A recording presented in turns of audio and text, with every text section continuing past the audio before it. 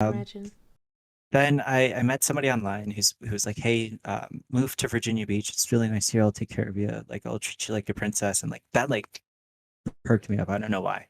Turns out, no, they were actually fucking a horrible person. So Yeah. I wasted even more of my life just like sitting there and focusing even more on video games, Mm. like focusing on WoW, StarCraft 2, things like that. Not even like thinking about it, just being like, this person says that, like he says that he loves me, but he's just so like horrible. I don't know what to do. Like Was that like an I abusive relationship?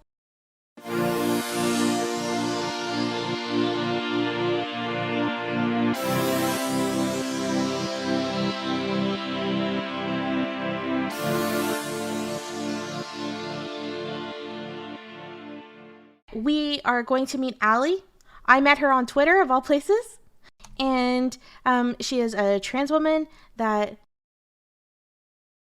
No, yeah, that's a lot of money, Rabbit. That's a lot of money.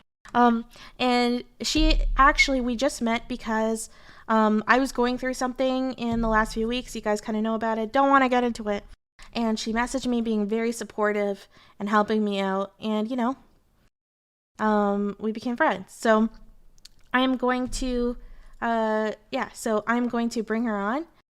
When are we doing the songs? So I am going to bring her on and we're gonna have a chat. Let me message her, see if she's free right now.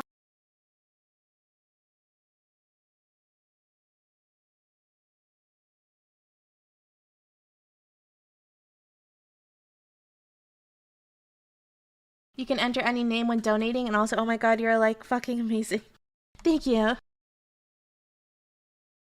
Yeah, so you actually can put any name down. Eventually, I'll learn how to like do official charity stream stuff. I don't know how to make it work. I'm actually new to streaming, so I need to get better at Bright so I can make everyone into VTubers. Yeah, you should. You should. VTubing actually is a really good option for a lot of trans people that don't feel like the way they present is who they are and it's uncomfortable for them. So, you can present in the way that you're most comfortable, 2D wise. A lot of people don't talk about that side of it too. So if you've been thinking about being a content creator, but you're, trans or you're in the closet, or you're just not comfortable, you're not comfortable kind of, showing how you're presenting right now. Voice is often the biggest issue. I mean, I understand that. I understand that. I think you could also potentially use voice changers too. A lot of YouTubers do that as well. Oh, that's cool. Live style. That's really interesting, sister. Yeah. Mandatory VTuberization? If you guys are new, the reason why I use a VTuber is I've been subjected to a lot of harassment from Nazis. So when I used to debate Nazis on Holocaust, now I don't do that kind of debating anymore. But yeah, they really hate me, and obviously I'm being Jewish, so they really hate me. So I do this for my personal safety, basically. If I had to show myself like really in on camera, I would not have streamed, right? Because giving up that level of privacy is scary. Yeah, that's how I kind of entered the world initially. It was like through debating.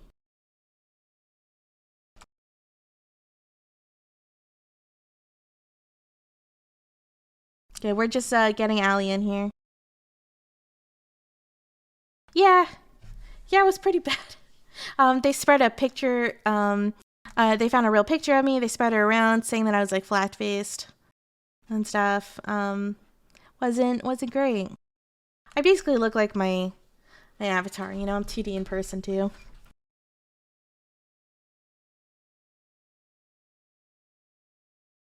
I think it's really good that a lot of YouTubers use voice changers, irrespective of whether they're trans. Yeah, because it just kind of normalizes it. VTuber software is also cheaper than hair extensions. That's true. Actually, I don't know. Like to actually get your own customized avatar, it's at least $600. Oh, okay. Allie's here. Allie's here. Let's do this. Let's do this.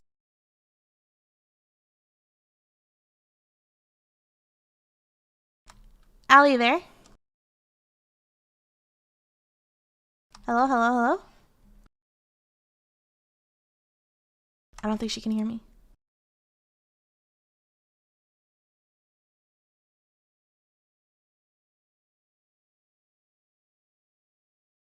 I don't think she can hear me, guys. Let me message her.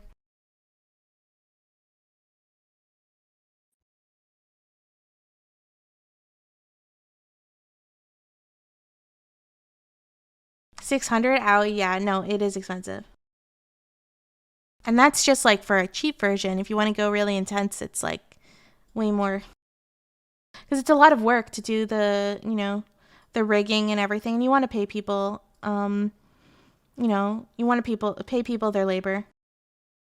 Eris is what we'd call a PNG tuber. Well, normally my avatar is working, but today it's broken. I need to figure out a solution to it. Oh, wow. Archika, thank you so much for that raid. Thank you, thank you.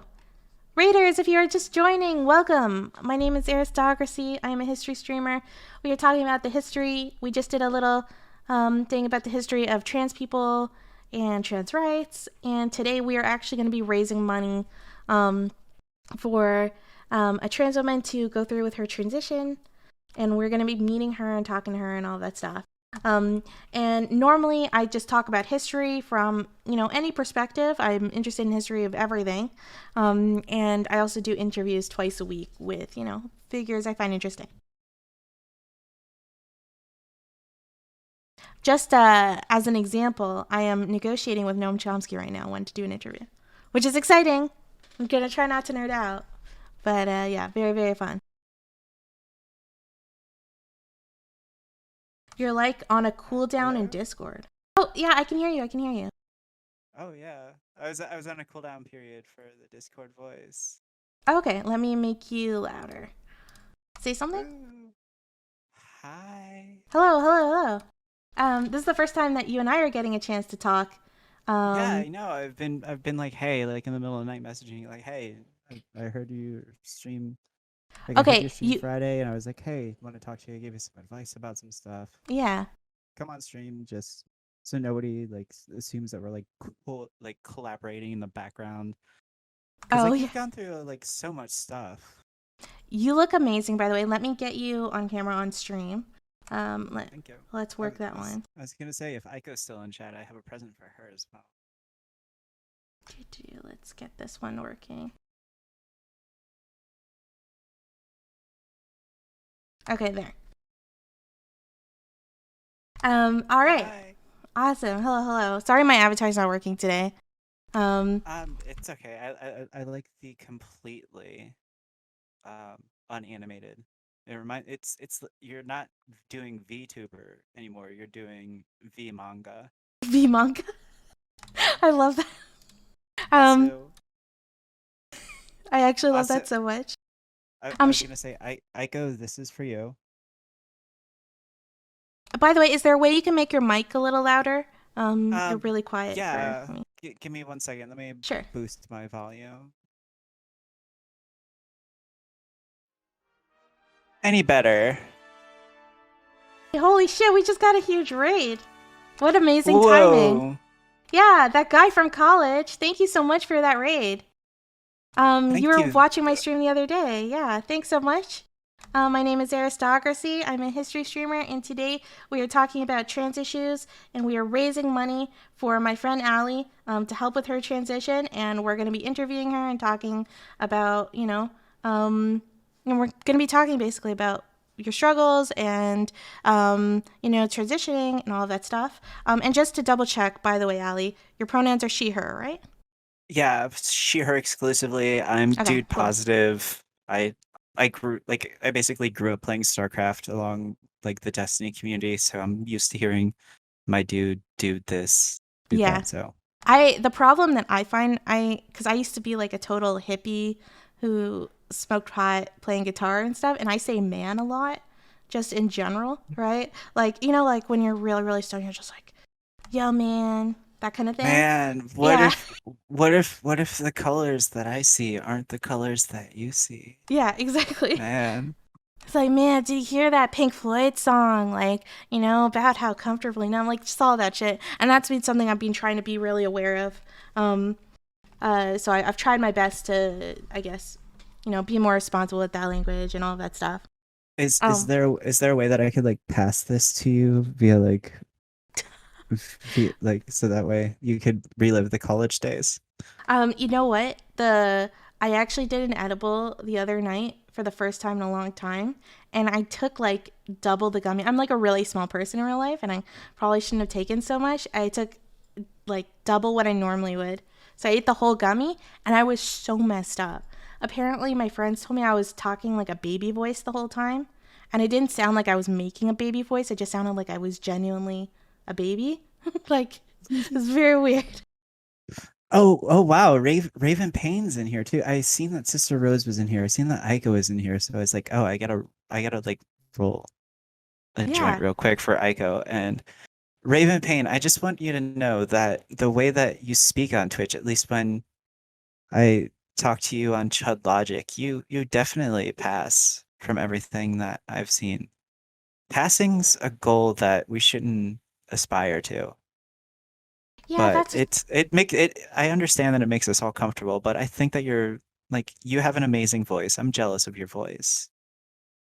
um the interesting I know a big part of the trans community is like, I guess, research with the voices and stuff. Like one of my closest friends, her name is Alice, I interviewed her on the stream. She's a trans woman. She just like knows everything about voices. Like she analyzed all the different details of my voice and all this stuff, and I find that super fascinating. Hopefully eventually we'll get to a point where we don't judge who people are based on their voices, but who knows. Yeah, voice dysphoria is something that I have a lot of, especially like when I was on Tom's stream last night and sort of Mm-hmm. arguing with different people and doing like different points and things like that.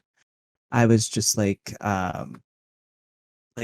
I don't know. I re-listened to it and I was like, I super hate my voice, but my only options right now are to do voice training with a mask on, so I'm not really getting the inflection of it. Mm-hmm. I went to college a little bit to be a musician, so I like understand like how to like do like falsettos and stuff, but I Yeah. can't do that. Like I can't walk around sounding like I'm King Diamond every day of my life. Yeah. Like that And would I just can be imagine that's also really stressful too.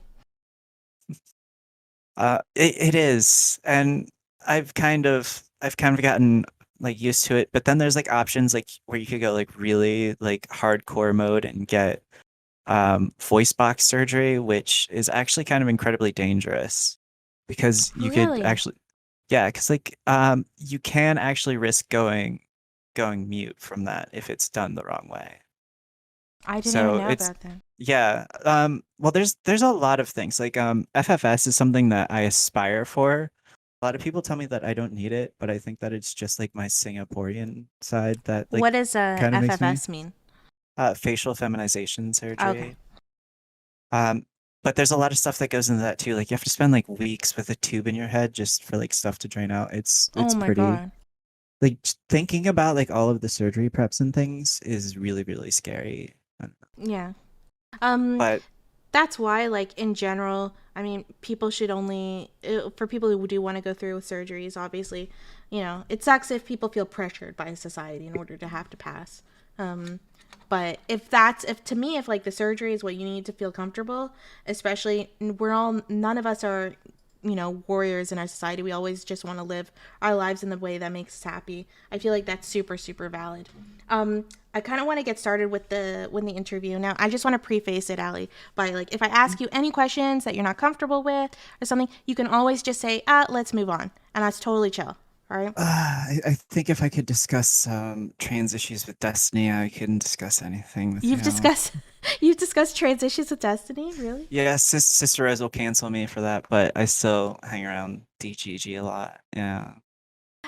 So why could you actually tell me a little bit about that? Why, like a lot of the trans community doesn't like Destiny and they're frustrated with him?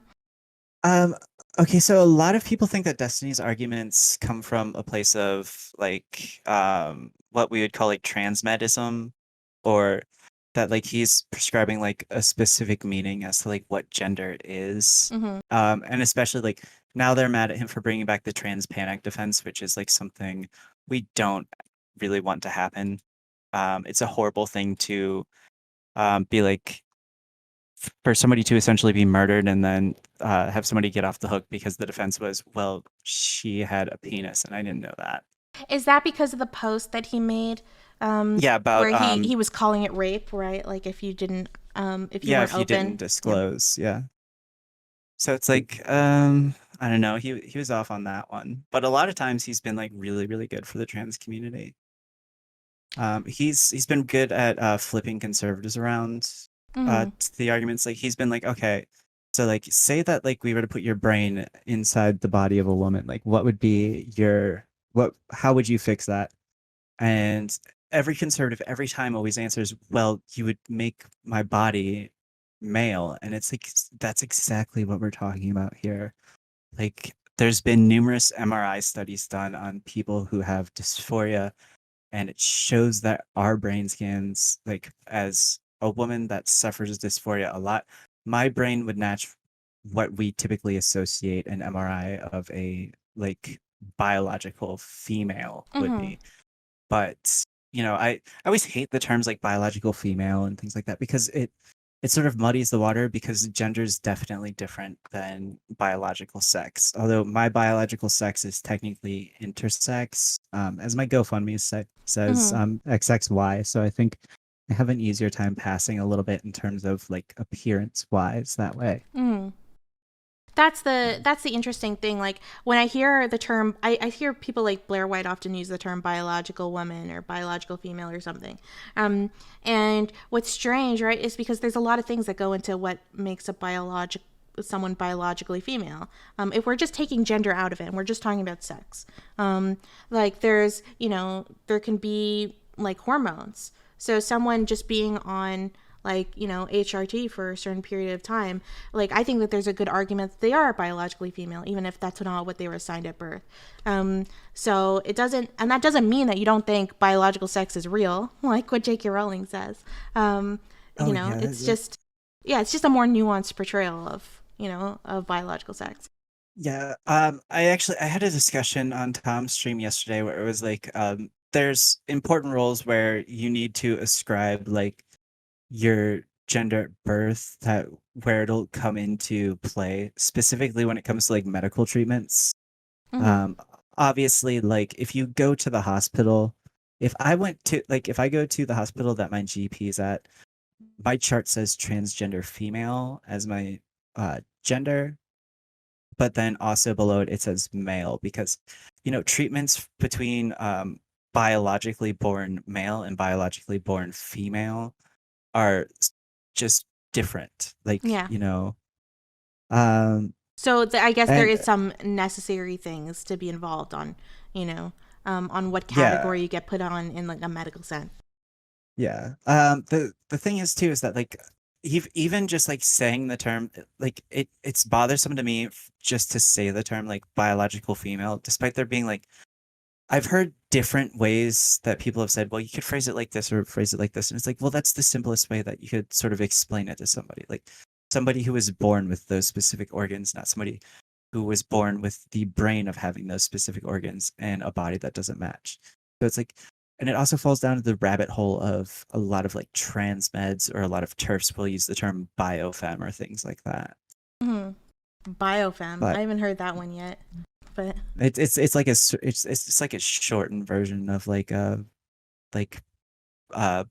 biological female. And like AFAB and AMAB are terms that I've heard, but then you sort of have to get into like, assigned female at birth, assigned male at birth, and explain people like what those mean. So when I mm-hmm. try to do communication, even though a lot of trans people will be like, hey, this sounds like a lot of turf talk. It's like, well, yeah, it kind of is, but also generally if I'm educating like a coworker on like the struggles of being trans and everything that I have to go through, they're generally not going to understand what like AFAB means unless if I like side rail that into another conversation. Mm-hmm. Let's get into kind of when you, I guess, kind of realized that you were trans. I don't know if that's the I don't know if that's the right terminology to use to describe your experience, because you also um you have your intersex, right? So could Yeah. you just kind of tell me about your childhood a bit? Like if you're comfortable. Um, yeah. Okay. So like I grew up in New York. It was pretty nice, pretty comfortable. Over in it was in Brooklyn. It was Hick Street. Like, yeah, I'm kind of like a boozy bitch that way. Um, Sounds pretty bougie. but yeah, but also like the neighborhood at the time, like I've since went back and the neighborhood's definitely gotten a lot bougier now. So yeah. It's really Um, gentrified for sure. yeah, it is. And there's a lot of there's a lot of immigrants from Eastern Europe, from Asia. It's just like a really huge melting pot. Um, I first like realized the fact that like I identified more with like the I guess I could say that like my first realization that like there was something different was when the fact like I have four sisters. So when it came to the idea of like me getting clothes, I couldn't just get like the hand-me-downs that like my oldest had and just got Mm-hmm. passed down. So it was either I would have to go out and buy new clothes and we'd have to do like special shopping, things like that.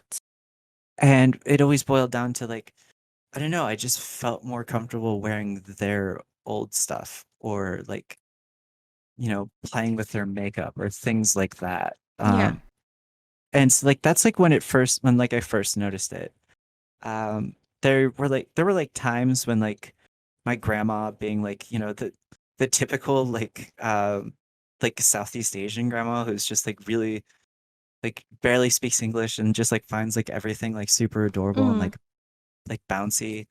She used to think that it was cute to like also like because she would see like me wearing my sister's dresses or things like that, and she used to think that it was cute and used to be like and used to encourage it because she's like, oh, this is cute, but everybody assumed that I'd grow out of the phase. And Mm-hmm. when my parents divorced, like I was essentially in a house entirely composed of my sisters and my mom. So it was like A very I feminine just space, I'm yeah, guessing. I just had free reign. And every there's always like arguments that people make where it's like, well, trans kids normally play with like toys that we normally associate with girls' toys. I never really did that.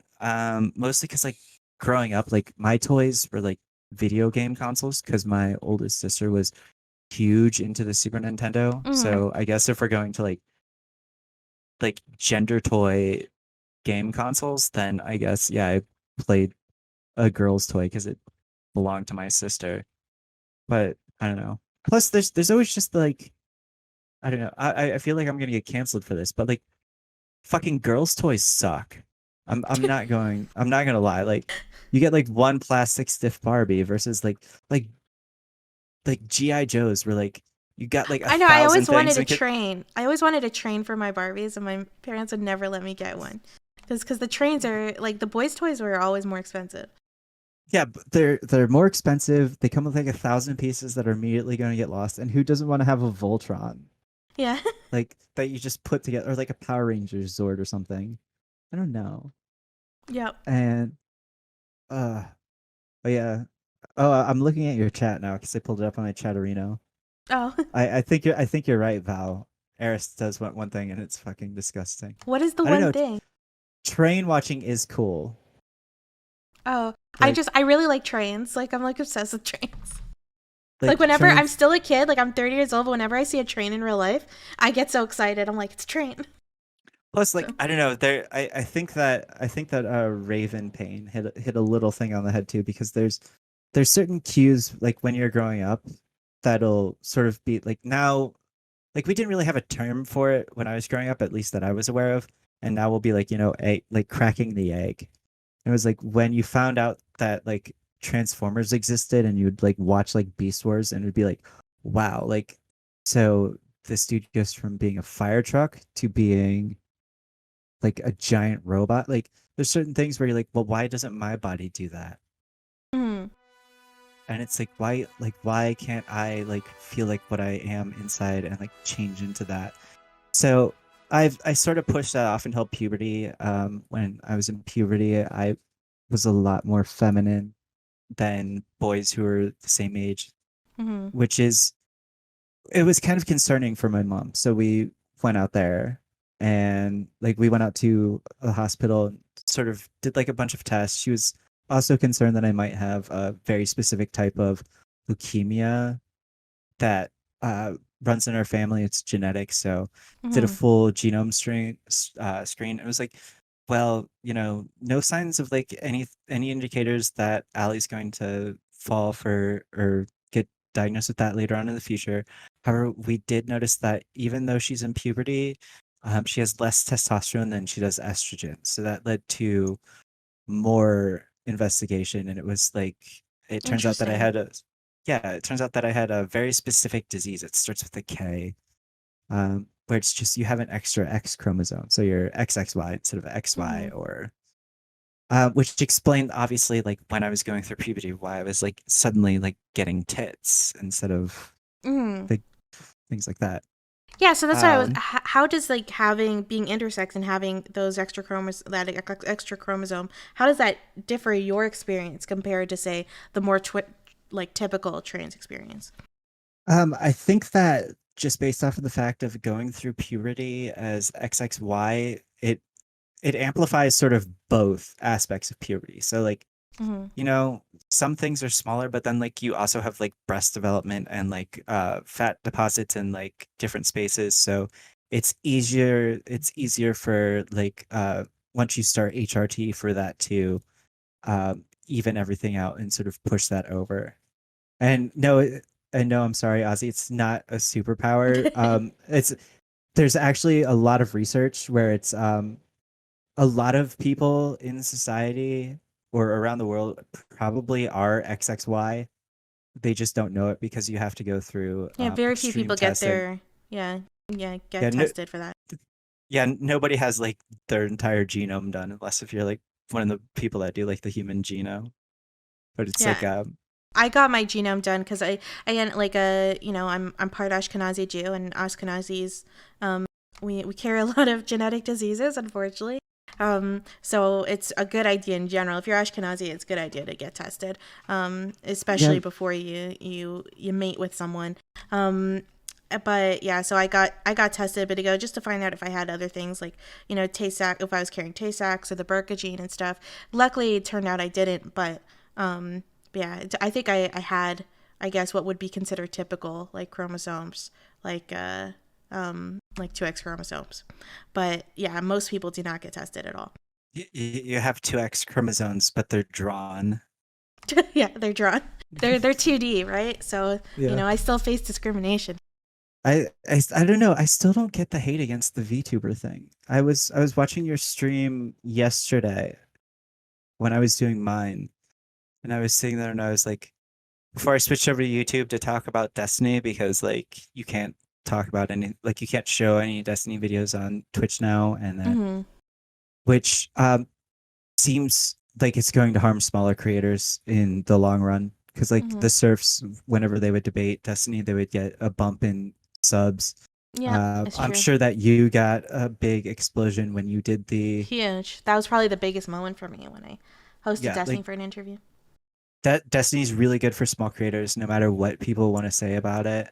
So, um like not even being able to watch like Destiny content from YouTube is definitely going to hurt things in the long run. I've heard that he's gone to like Facebook gaming as well, Really? which That's interesting. yeah, well I know today supposedly is supposed to be like releasing a new streaming schedule around that, but it's if he does end up going to Facebook gaming and YouTube, then that could potentially be a game changer for Facebook gaming. Just Yeah. because Facebook gaming was Mixer, and they used to have Ninja and Shroud. Okay. And then Mixer kind of disappeared, right? Yeah, Mixer like basically didn't have enough viewership, so Facebook bought the IP from Microsoft, Interesting. and And then then Facebook's getting into that. Let's yeah. get back to kind of, I guess, your transition was, it, did you kind of once, how did that feel once you found out that you had, like, I guess, these different chromosomes? Did it feel kind of validating, or did it cause more problems, like, I guess, internally for you? It was confusing to say like Confusing. that, and that's like the worst, or that's like the most charitable way to say it, because it was like at first like you hear like, oh, like you something's like completely wrong with like the entirety of your genetic code, so you're just like, oh my god, and you're like 14 years old and you have no idea what to do, Yeah, and on or top like of if that, you're how this dealing is. with all the other normal stuff about being 14. I mean, being 14 is just really hard in general. And Yeah, and so, like, and now you're being told that, so that's just like an extra challenge. and it was like it was the worst time too, because it was like when I was first like starting to get into like boys and things like that, like, so it Mm, was like extra confusing because it was like, well, like I don't know like how that's going to affect like is that why like, because like I don't know, I'm assuming that based off of the references or the references that people have made to your past that we're around the same age, so like growing up and being 14, when I was 14, there was still the debate where it was like, well, gay people choose to be gay. And it was like, oh well, yeah, I it was like didn't the gay choose my, gene, yeah, and all that. yeah, or like, is there a gay gene? And it's like, well, I didn't choose that. And it's like, and I don't feel like I'm gay, and I'm different from Mm. like boys. So it's like, it's just so confusing and on everything else. But, um, so yeah, it messed me up for a little bit. I did the typical teenager thing of, basically lying to my mom about where I was going so I could go and hook up with people. Because the one thing you don't want a Singaporean and Algerian mother to find is for you to is for her to come home one day early from work and find out that all of the times that you've said that you were having other boys over for high school band practice is for her to find out that yes, you were technically practicing an instrument, but not in any way that somebody would. Yeah, that one time at Um, band camp, for sure. yeah, especially when it's with the person that you were supposedly like just learning a lot of ways to play different things with, and it's like, well, it wasn't So a your, lie. so your family's Algerian? Is that what I'm kind of understanding? Okay, so my history is like my family history is like a Goliath chain. Hmm. My father's Tajik, which is basically whiter Afghan.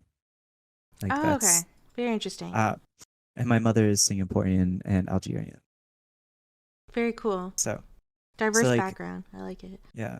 So like I get like all of my sisters are I don't know. I'm the most white passing in my family, Hmm. but I still love it. And plus, like just with like being Singapore and Central Asian in general, we obviously like have the concept of there being a third gender. So, Hmm. you know, like that's the comforting thing. Although it's okay to be it's okay to be like trans, especially in like Islamic culture, despite the fact that I'm like I practice culturally, but not like in terms of like believing in Hmm. anything. Yeah, I'm the exact Agnostic same on way that. with Judaism. Yeah. Yeah, like the spiritual side, I don't really connect to, but like the traditions and the culture, I like. Like anytime that you can get free food for something, that's a win. Yeah, that's true. Like, and there's nothing better than feasts. So Um, yeah. so the third gender aspect, do you feel like you identify as that third gender? Or do you connect much more to the idea of being a woman?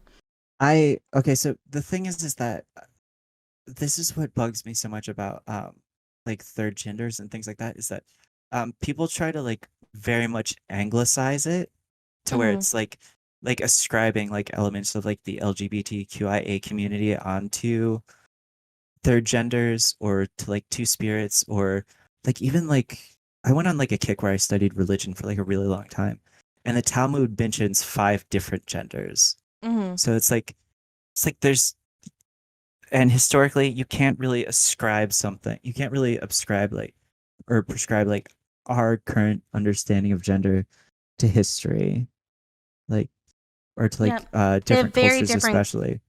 very different concept of gender. Like we talked a little bit about ancient Greece, where they saw like they might have seen like males and females in a biological sense, but their idea of gender was based on tops and bottoms, right? And Yeah, that's was the structure of the society. if I recall, the Greeks were it's not gay if you're the top, Yeah, yeah, which exactly. A very common attitude still to this day. yeah, So, yeah. although I wonder what their position is on balls touching, because I know that our culture now seems to be it's not gay if the balls touch. But yeah, I haven't heard that one uh, yet, but that's good. but no, it's I don't know, just describing our modern day practices onto especially Western practices onto like Eastern cultures and things. It feels really cringy. Um, So yeah. so anyway, so we let's get back to your childhood. So you find out that you have these different chromosomes, and you're incredibly confused. So how do you go from being confused to starting to feel more comfortable with like she her pronouns and presenting differently and all that stuff? I don't know. It was really it always felt weird for me whenever people were like, oh, like him, he, It just or felt like like calling me man. Yeah, just felt gross. yeah, there were times when people would say that, and I wouldn't actually like, I wouldn't like physically be able to like process that they were talking to me for like a second. Mm-hmm. So it would be like, oh wait, oh you were talking to me. I'm sorry. Um, so I don't know. It was just really hard to process, but like I was recently talking to my psychiatrist about this because it's like around this time I really started getting into video games and really started getting into Mm-hmm. playing music. Like I played drums, piano, and guitar. So I was really into playing drums for jazz band. So I was practicing a lot of that. I was playing a lot of video games. I was reading a lot of books. My psych and I were talking and came to the conclusion that generally why I did a lot of that stuff when I was a teenager was because I wanted to be in states that are like completely disassociative from myself. Yeah, yeah, that totally Um, makes sense. because like yeah, I just didn't want to focus on like my actual body. I wanted to focus on something completely different. So if I could read and like literally anything, I've probably read more books about like JFK conspiracy theories than anybody should have read. Like, and I was really into music. I still love jazz music to this day. I love jazz Um, too. Yeah, that's cool. oh, super amazing. There's a lot of really good like post-Soviet jazz. Mm-hmm. And the teacher at the college that I went to, or rather the president of the college that I went to, wrote an entire book about jazz, which I still have a copy of. Yeah. And it was all about technically Eastern European jazz. So I actually just like hid from my identity. I didn't want to face it at all. Mm-hmm. Um, and then 16 was when reality really got tough for me because it was like, you discover like the internet, you discover like 4chan, like, and anybody who says like, ooh, 4chan, it's like, I'm sorry, growing up now, that's a thing that you're gonna have to deal with. Yeah, Like, I remember being unfortunate. It's true. yeah, anybody who says they didn't have a 4chan phase is fucking lying. Like, I'm sorry. Um, so it was like, I found a post actually because I was a moderator for 420chan, and I found a post apparently that I made in 2011, and it was like it was in a slash LGBT thread, and I have it archived just because so like somewhere through the post it was about like femboys and things. I was like, one day I'm going it's and I said in 2011, one day I'm going to be a beautiful girl, and Mm-hmm. didn't even I didn't even like focus on that. No, Sister Rose, I was a general mod. I mostly modded the IRC, but yeah, I had a name and a trip code and everything. I was one of the janitors. You could say I did it for free, but So I guess you got attached to the idea of one day being a beautiful girl, and that just made you feel so much. When you thought of that concept, like how did you feel? well, like that's the thing though, is like when I actually said that, in the thread, I wasn't even like thinking about it. Mm-hmm. Like it's something that I almost like forgot that I said because, you know, like I would sort of like hint at the fact that I felt it way more feminine than I did masculine. Like I used to wear wigs. I used to like wear my sister's clothes. I used to wear her Mm-hmm. dresses. Like we're moderately the same size. Um, Once I was 16, I really had no way of thinking about it because I got kicked out of my house because my mom came home early and found me doing some rather uncordial things during Ramadan. Yeah, I can So, imagine. sort of eating before breaking the fast, so to speak. However, um, so from the age of 16 to the age of 24, I was pretty much on my own, just couch shifting around, Mm-hmm. trying to find different places, exchanging like whatever I could be at like be it like sex work or things like that for places to stay. And it was like pretty rough to go through. Yeah, I can Um, imagine. then I met somebody online who's like, hey, move to Virginia Beach. It's really nice here. I'll take care of you. Like I'll treat you like a princess. And like that like perked me up. I don't know why. Turns out, no, they were actually fucking horrible person. So Yeah. I wasted even more of my life just like sitting there and focusing even more on video games, Mm-hmm. like focusing on WoW, StarCraft 2, things like that. Not even like thinking about it, just being like, this person says that, like he says that he loves me, but he's just so like horrible. I don't know what to do. Like Was that like an I abusive relationship? Do you mind me if I ask and that? super incredibly like I actually when I got out the last time before I moved to Pittsburgh, which is where I'm located now, um, like I had to go to the hospital, and to this day I can't grow hair on this eyebrow Oh my from god. being hit in the head. So it's like there's just So a it was line right physically here. abusive as well. Holy Yeah, shit. that it was all around bad, and it was like I would buy wigs, and then he was very self-hating. So like I would have like a wig collection or like a few wigs and like maybe like a skirt or something like that. And it was like, I don't know, that would like set him off incredibly. And Oh god, I'm so sorry, Allie, for what you went through. But yeah, you I'm survived that shit. Holy shit. yeah. Um, I don't know if anybody watches Doctor Who at all, I but haven't. I've heard of oh, it. there's a special called The Waters of Mars where after a lot of things go down, there's a quote that resonates with me for like ever since like I escaped all of that and got better.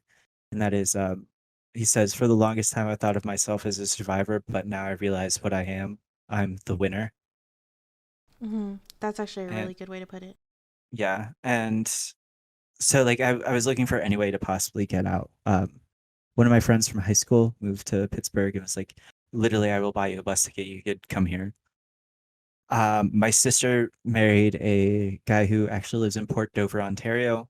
So I decided I was going to do the reasonable thing and go to Port Dover, Ontario. You know, um, that's totally closer than Pittsburgh from Virginia Yeah. Beach. Yeah. Um, so I spent another year there. Then I was just like messing around. I was like, okay, well, I want to go to school for like mathematics or something. So I ended up choosing Oberlin College. I don't know why. I was there for 2 years. I switched from mathematics to computer science in like my first week. Then 3 weeks later, I switched over to music, and I did nothing but study music until all of my grant money got burnt through. But that is really when I had like an awakening as to like, at first, like you get exposed to things on like 4chan and 420chan, and like the internet gives you like different ideas, but like just to make like ends meet and to like pay for like my room and board, I was working at an adult bookshop. So I was obviously exposed to like the pornography side of it, but also once I started going to gay straight alliance meetings, I was exposed way more to the personal side of it and just getting to know Mm. people and like telling them like my story. And like every time like I would tell somebody my story where it was like, yeah, like when I was a kid, like I always used to wear like my sister's clothes, like my grandma always used to say that like I was like one of her granddaughters and things like that.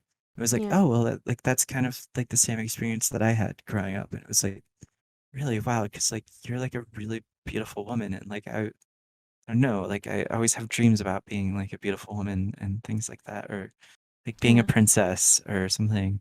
And they're like, yeah, like you should talk to somebody. So I started seeing a gender psychologist, and because like I've heard like I had heard at the time of informed consent. Mm-hmm. However, I prefer more like hands-on dedicated treatment. I know that a lot of informed consent places have gotten a lot better at, instead of just like, having you read over a few documentation things, telling you the side effects, and then sending you on your way. I wanted to make sure that it just wasn't like, something left over from abuse, something that was like wrong with me, something that had to do with the fact that I have really bad ADHD, and I'm Mm-hmm. on the spectrum, and I have OCD. So it was like, I don't know, I've heard some people say that like, oh, it could just be like intrusive thoughts, but they said the same thing about being gay, and that was definitely not an intrusive thought because I love the hell out of that even when I wasn't going through an episode.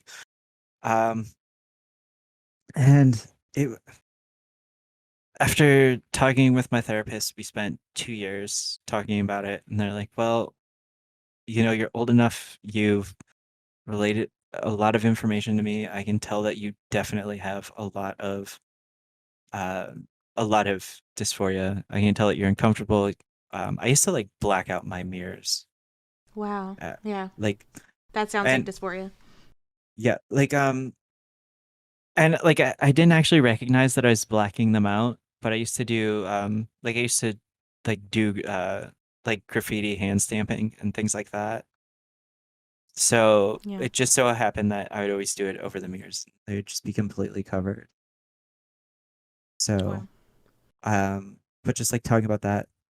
So last year we finally decided, all right, gonna go through with therapy, gonna start, like, we're gonna do social transition. We're gonna give you the hormone treatments that you need. We're gonna give you a lower amount of progesterone just because like you already complained that you already have like breast tenderness and things like that. So it was Yes, you like, didn't need as much progesterone, I guess, as most trans women would need. yeah. And I mean, plus like progesterone just helps, like, I don't know, it helps with a lot of pain anyways. Like, Mm-hmm. a lot of women when they're older take it because like it helps with breast pain and things like that. Yeah. So I was like, okay, cool. This is really awesome. I was like, I got in touch with my friend from high school who I super had a crush on. Don't He's my roommate. Don't tell him that. Um, but um, moved there, started my therapy and everything, and then all of a sudden, everything in the universe was closed. So Yep. yeah, I was like, Almost like oh unfortunate wow. timing. It it was unfortunate but fortunate timing because I got to like, put together outfits that I wanted. I got to use the Amazon, uh I forget what we changed the name of the clothing service to. It used to be like Amazon Closet or something like that. Like you could like try clothes for like a week, and if you didn't like them, you could send it back. And like that really allowed me to put together like different ensemble things. A lot of people say that the way that I dress is kind of like an anime character, Mm. which I guess is accurate. Although most of the time I'll just wear like a hoodie.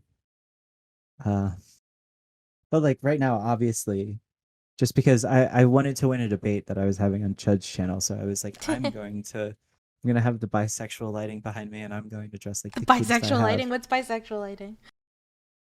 When you have red and blue, it's actually like a Okay. cinematic thing, and it's something that's like a common like bread tube trope.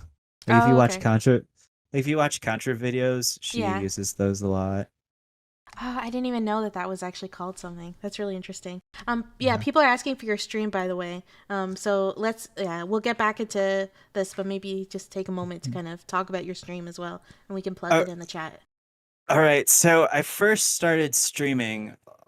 Actually, I first started streaming when things were like when there was like 800 different streaming channels. I used to just stream exclusively like gameplay.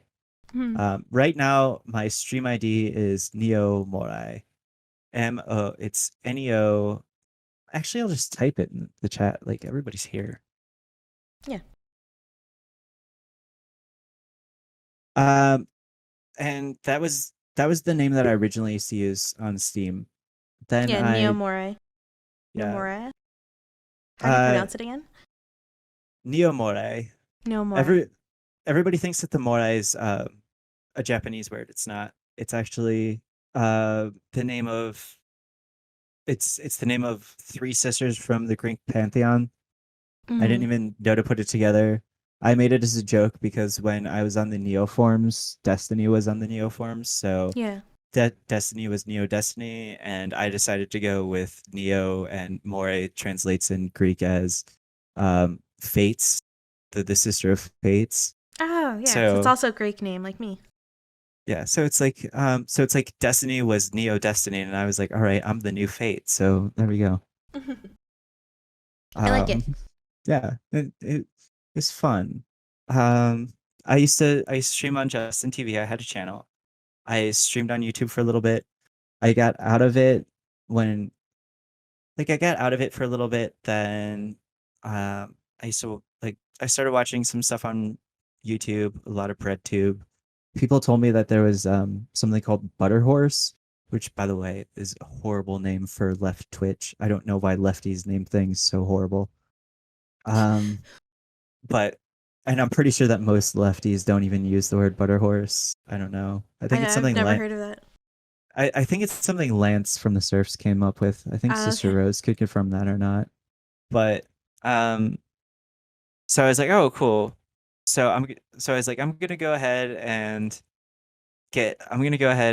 just be like, "All right, well, if you need any help for there was a charity going around for Shira, which is actually how I met Sister Rose because we helped man like the green room and like rock the hell out of it to like raise a lot of money for a trans charity. That's And cool. then yeah, so I was like, all right, well, I mean, since I'm going by like my nickname was always Allie because like, my name was Allie at one point, then it just became a more feminine version of Allie. Um So I started using the name Ali Menthol because at the time, still had a lot of I still do have a lot of like PTSD moments from my past. So Hmm.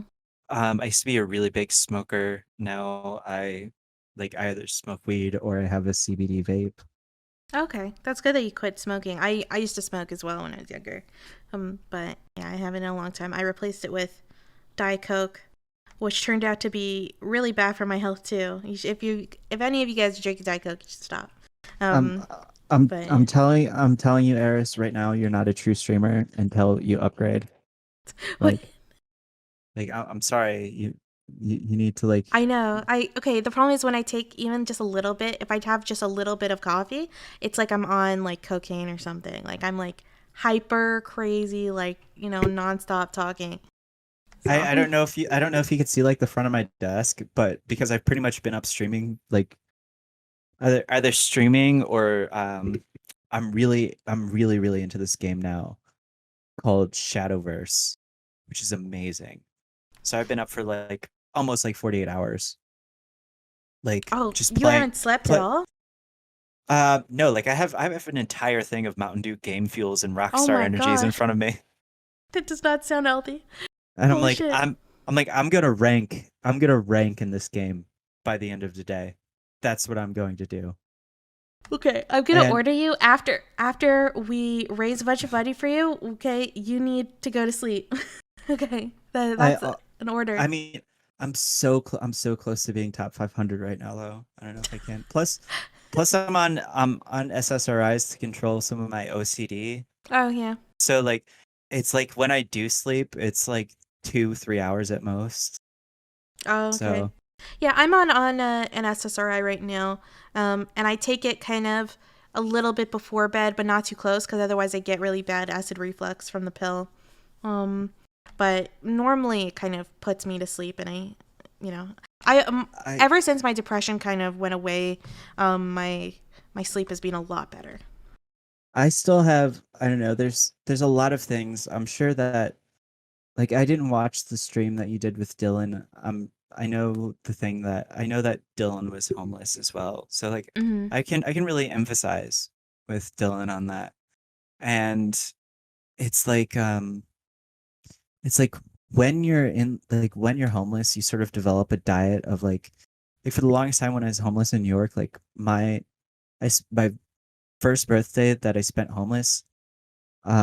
Okay, so I'm trying to think what is the statute of limitations for okay. Yeah, no, I'm out of it. I'm out of statute of limitations. So for the first birthday that I spent homeless, I stole somebody's MacBook from the library, Oh, then pawned it at a pawn shop, used that to buy two slices of pizza and an orange drink from a papaya dog, and then got a room at the New York hostel so wow. I could have a really nice bed to sleep in and a shower, and it felt like I was on like a fucking vacation. Like Yeah. it was That it was must have amazing. been really, really fucking tough. Um, It it was especially like, before I learned like yeah. couch surfing and like the ins and outs of um like like sex bartering for like rooms and things like that. Um The, although like my symptoms with like depression and stuff have remarkably gone away once I started actually taking HRT and like socially transitioning as a woman. My anxiety just went down so much. so Like transitioning, has there been a moment for you where like, um, because I know you've started your transition kind of recently, right? In like the last 2 years? I am going to be next month. I'm going to be 9 months into my Yeah, transition. so it is. It's very recent. Um, I don't and I don't know why, but a lot of people are still surprised I'm only 9 months in. well, I yeah, still it's very hard in general because I think you've it probably has to do with the different chromosomes and all of that. That wait, maybe things are going faster than normal. yeah, because everybody's always like, "How are you?" Like, I thought you were like way further along. You look like way more feminine. Or then like on the other side, you have like the toxic trans Reddits, and they're like, "Oh, well, I Hmm. could clock you because like I clocked you immediately because of the body language." It's like, how can you tell from like the body language and like a snapped photo that's like from Snapchat of like a random thing at a party? Yeah. I don't know. There's a lot of toxicity in terms of like trans discourse on Twitter and Reddit and stuff. Any I community is going to have a lot of toxicity, like the Jewish community too. Like, yeah, it's unfortunate.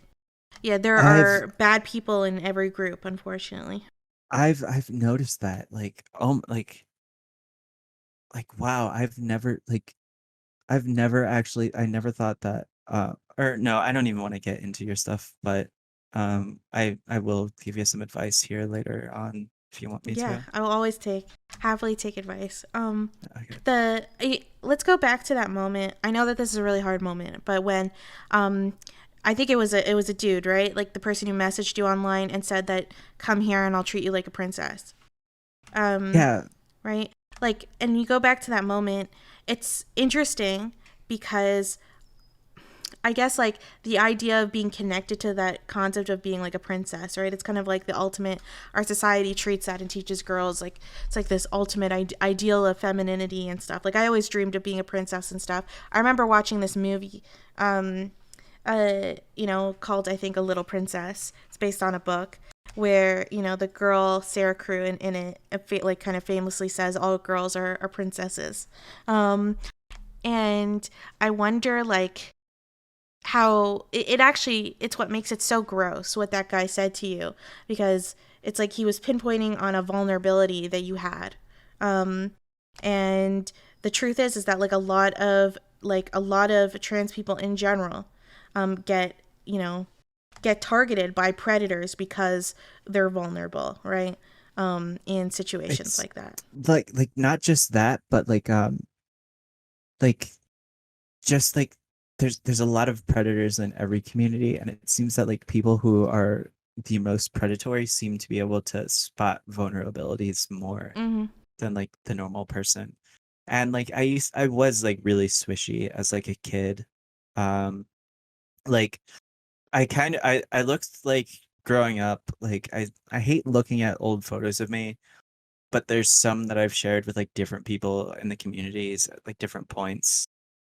Like the editor for the Surfs TV, she um she's really cool. I've showed her a few pictures, and the consensus that normally comes around from like 16-year-old me is that I look like a femboy Hassan Piker as a teenager.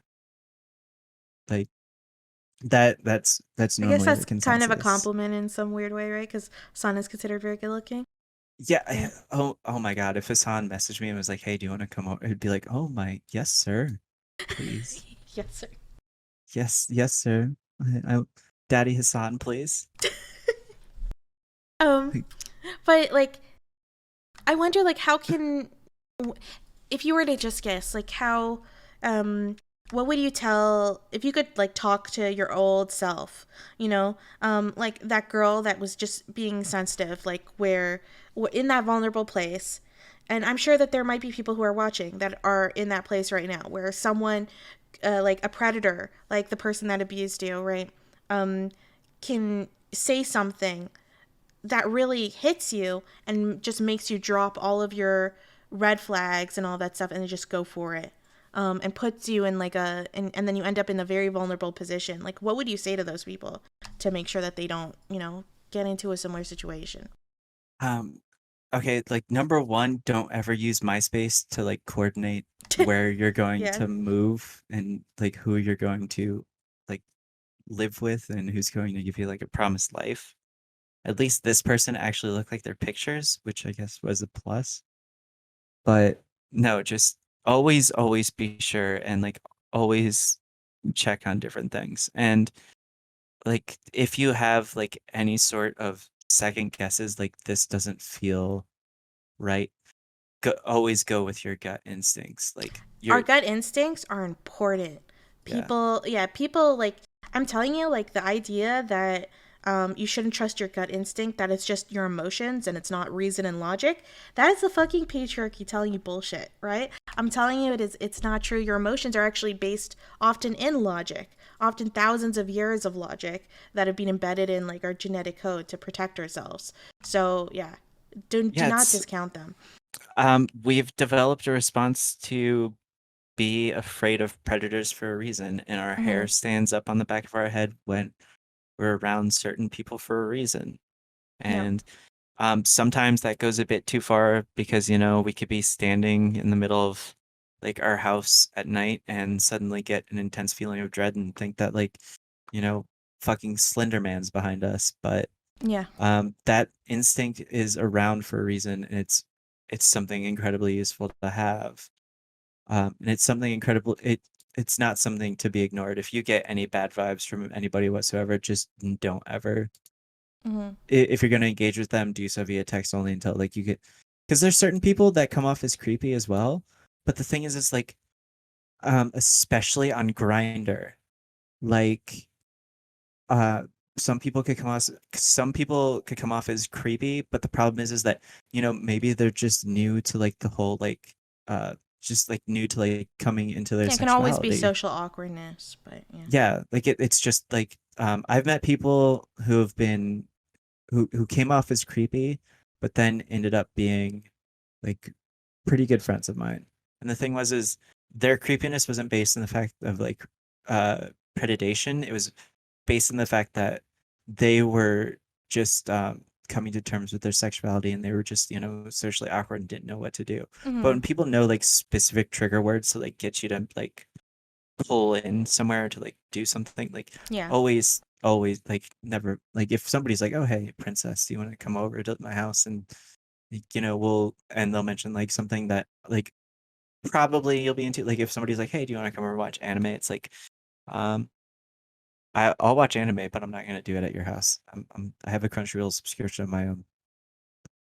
Yeah.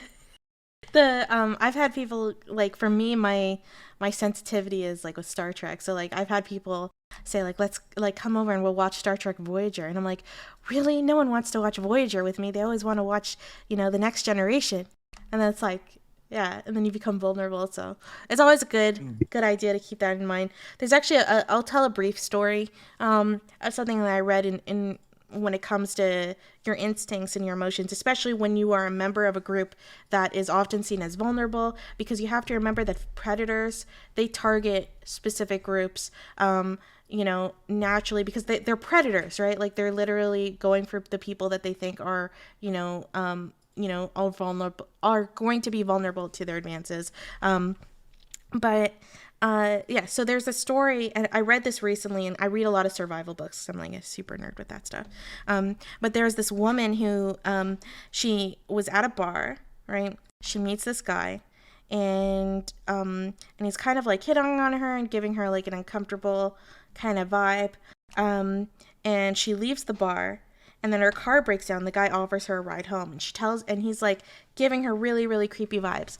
And she tells herself like, oh, like, you don't get in the car, don't get in the car, that's a really bad idea. But she also really needs to get home.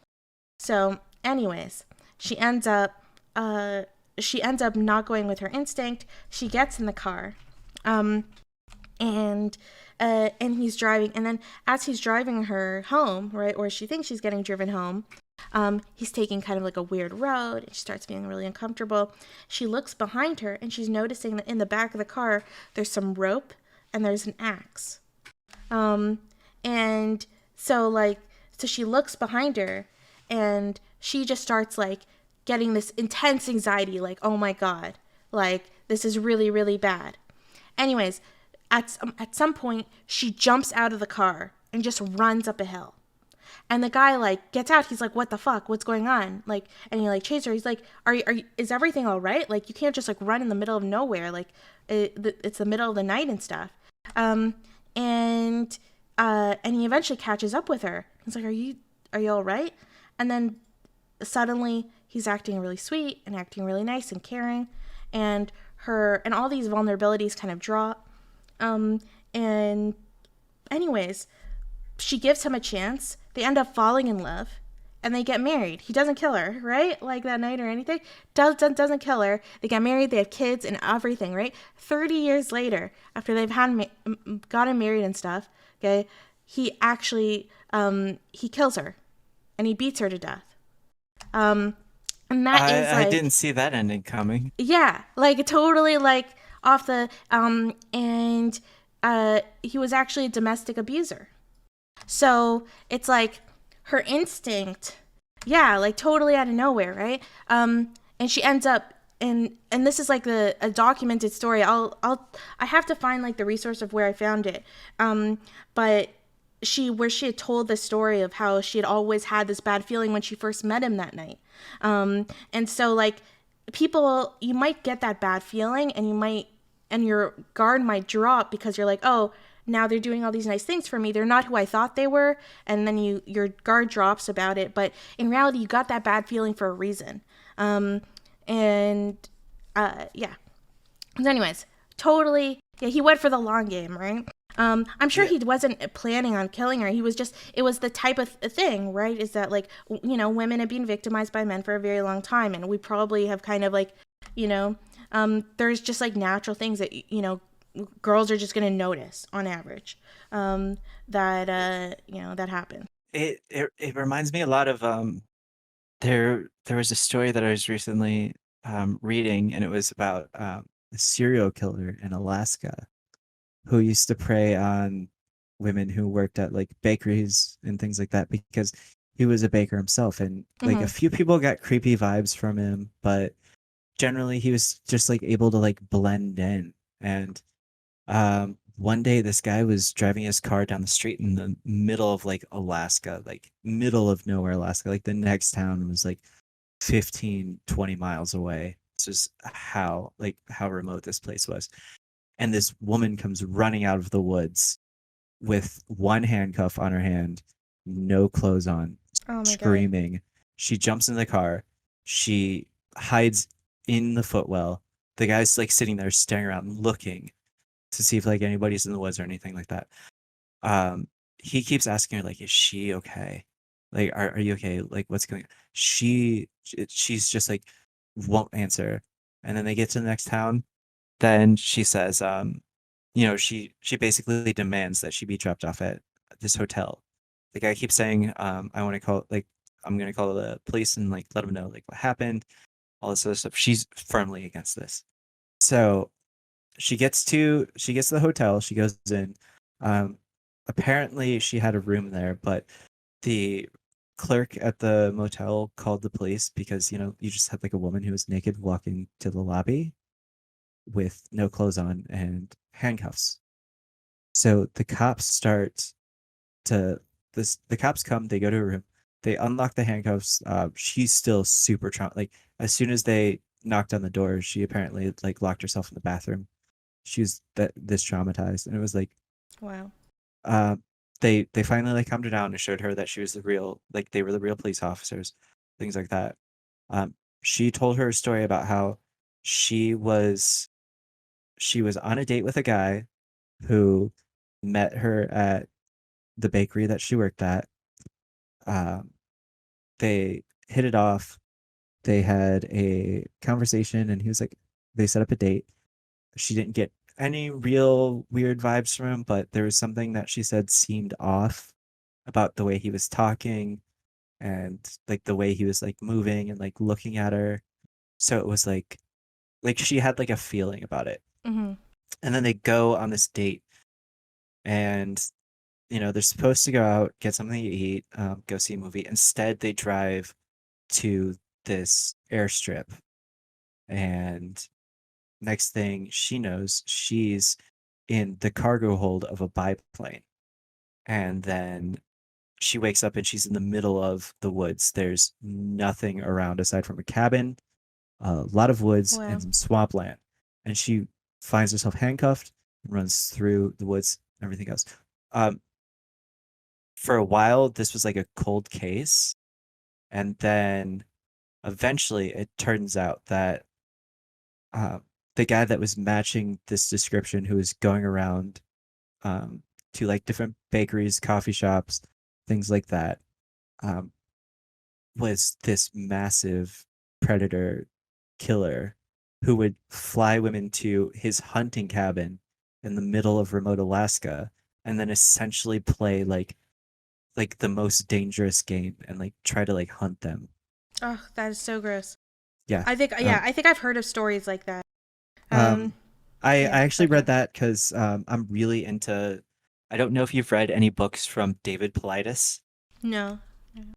He does the Missing 411 series about like people who go missing under mysterious circumstances in Mhm. like state parks. And then he also does like stories that he's heard while he was a detective.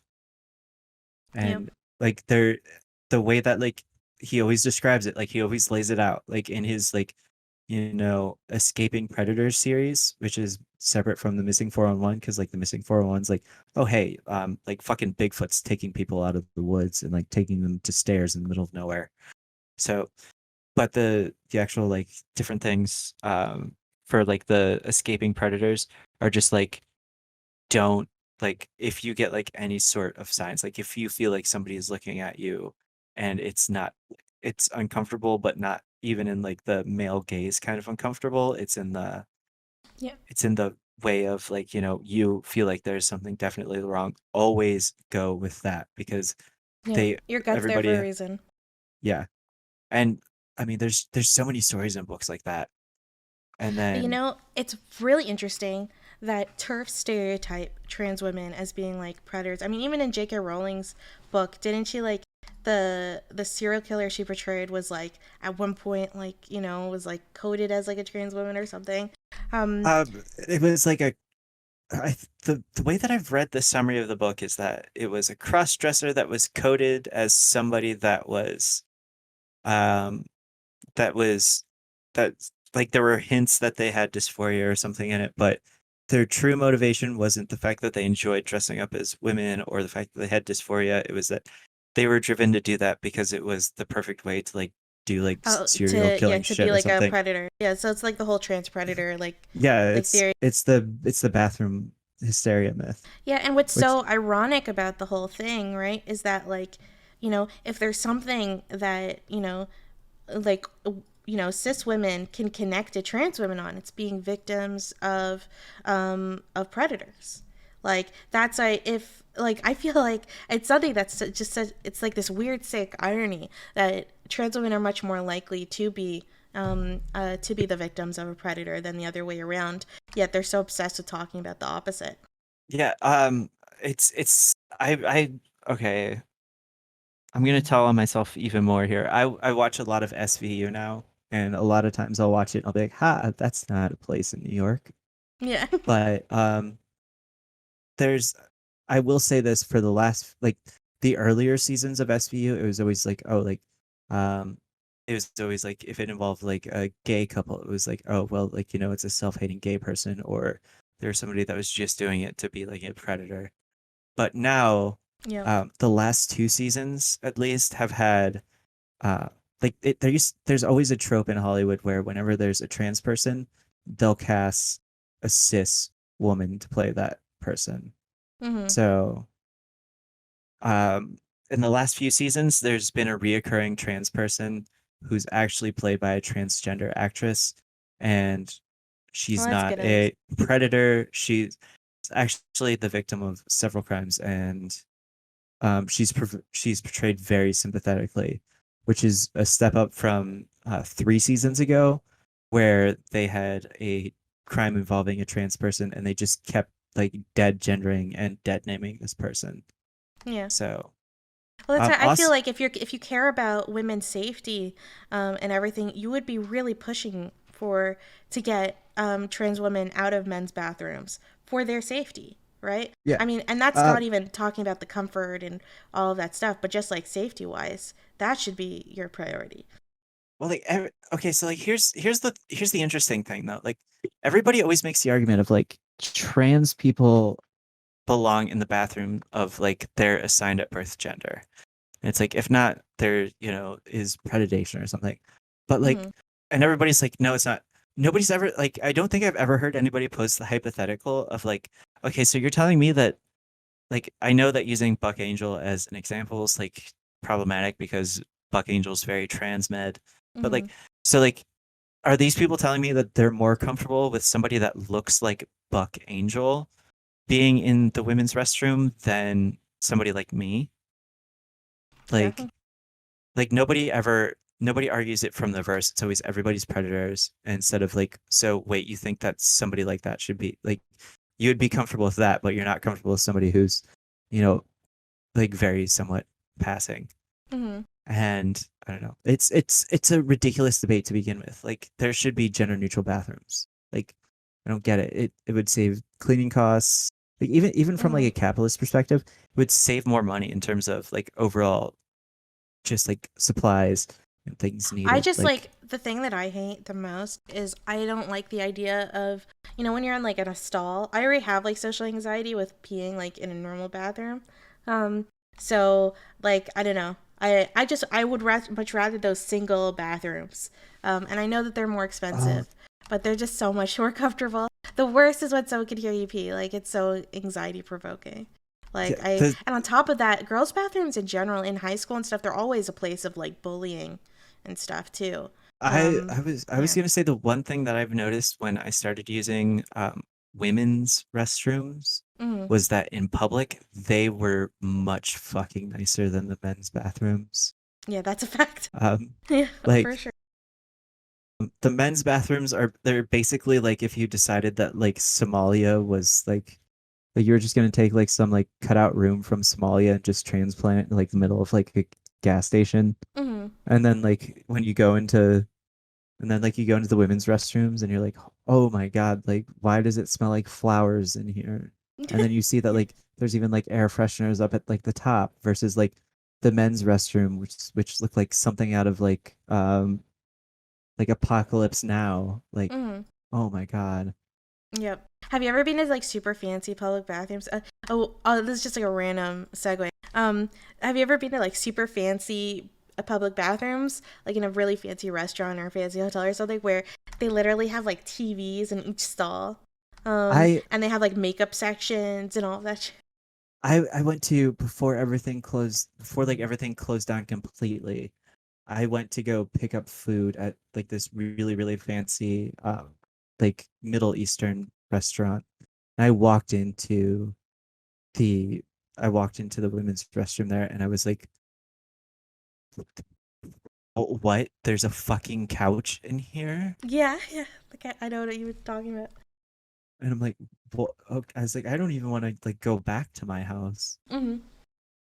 The Yeah, I've been there where I just want to hang out in the bathroom.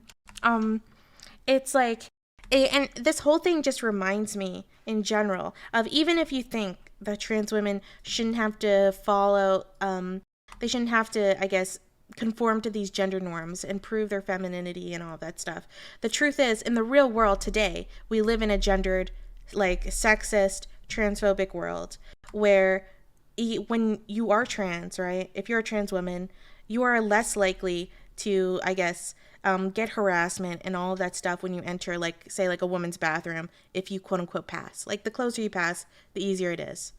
Like, Yeah, I'm the correct on more that, right? yeah, there were like cases like before when because before this, like I was in like a bunch of bands, so I just had a mohawk, Mm-hmm. and I'd walk in there, and it was like everybody would just like give like such like bad looks at me, and luckily, like it was always at this gas station that I'd stop to before work, and the manager is like really good friends with me, so like there was a point where she actually stopped someone and was like, "She is a woman. She's has just as much right to use the restroom as you do. If you have a problem with it, don't come back to my store."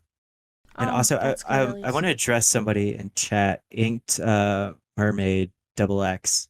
I said Somali cutout room because I just got done watching the movie Black Hawk Down. I don't know if you're familiar with that movie or not, but there's very specific scenes. Yes, you could clip me for that. Go ahead. You Yeah, do it's probably realize just a that the people misunderstanding of of what you said. Like, yeah, you don't think that Somali bathrooms are just like automatically like shitholes or something. yeah, it's yeah, I said Somali. Have you seen the film Black Hawk Down? Have you seen the tense waiting scene where have you seen the waiting where he was in the fucking tagged down apartment? Like I'm sorry, but The real story that's that Black Hawk Down is focused on is actually fascinating. yeah, Um, this the story of Mogadishu and the siege of it's like mm, it's so horrible. yeah, no, Just for sure. reading about everything that was going on there and the way that like we tried to intervene and just fucked it up more as the United States. Yeah, like, Gross. getting back to the bathroom thing, just in general, like in our society, no matter what you think about the ideal, is that the more you pass as a trans woman, right? Um, it directly affects your safety. It affects, your health. Like, there's so many things. Like, even if we say you shouldn't have to, that's just the world we're in right now, right? Mm. And it's why, especially like these kinds of surgeries and, and these medical procedures and stuff are very important.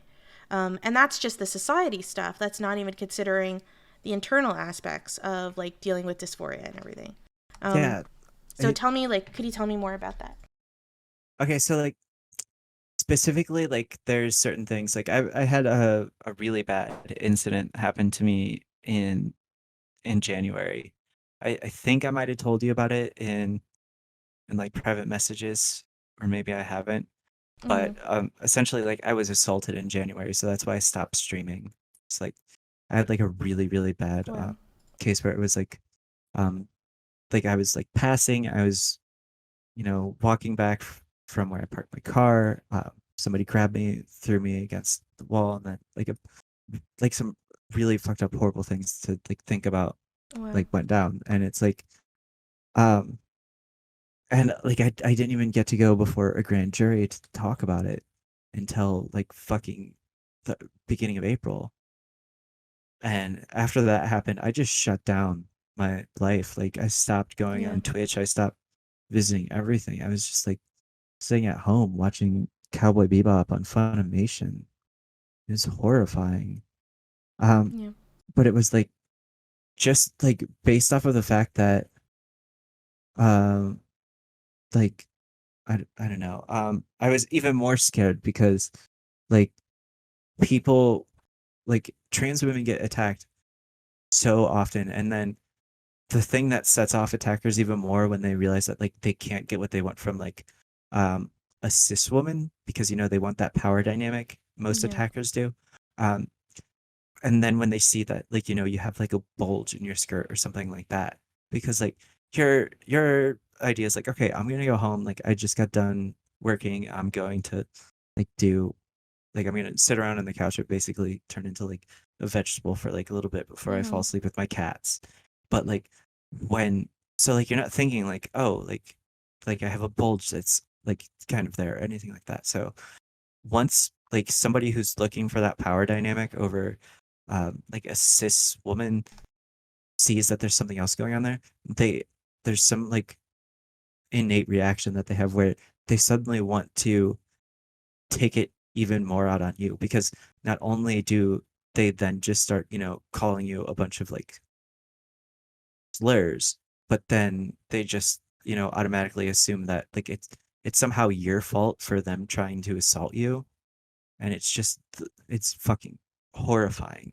Yeah. And like I started taking like Brazilian jiu-jitsu classes after that to like Mhm. try to build up the idea that like, okay, so like I'm going to be able to like fight something off, and like like I'm gonna be prepared for like it if the next time something like this happens. Yeah. And I ended up quitting because all of the gear that I would wear, like I would notice that no matter like how much like tucking it involved or anything like that, there'd always be something showing.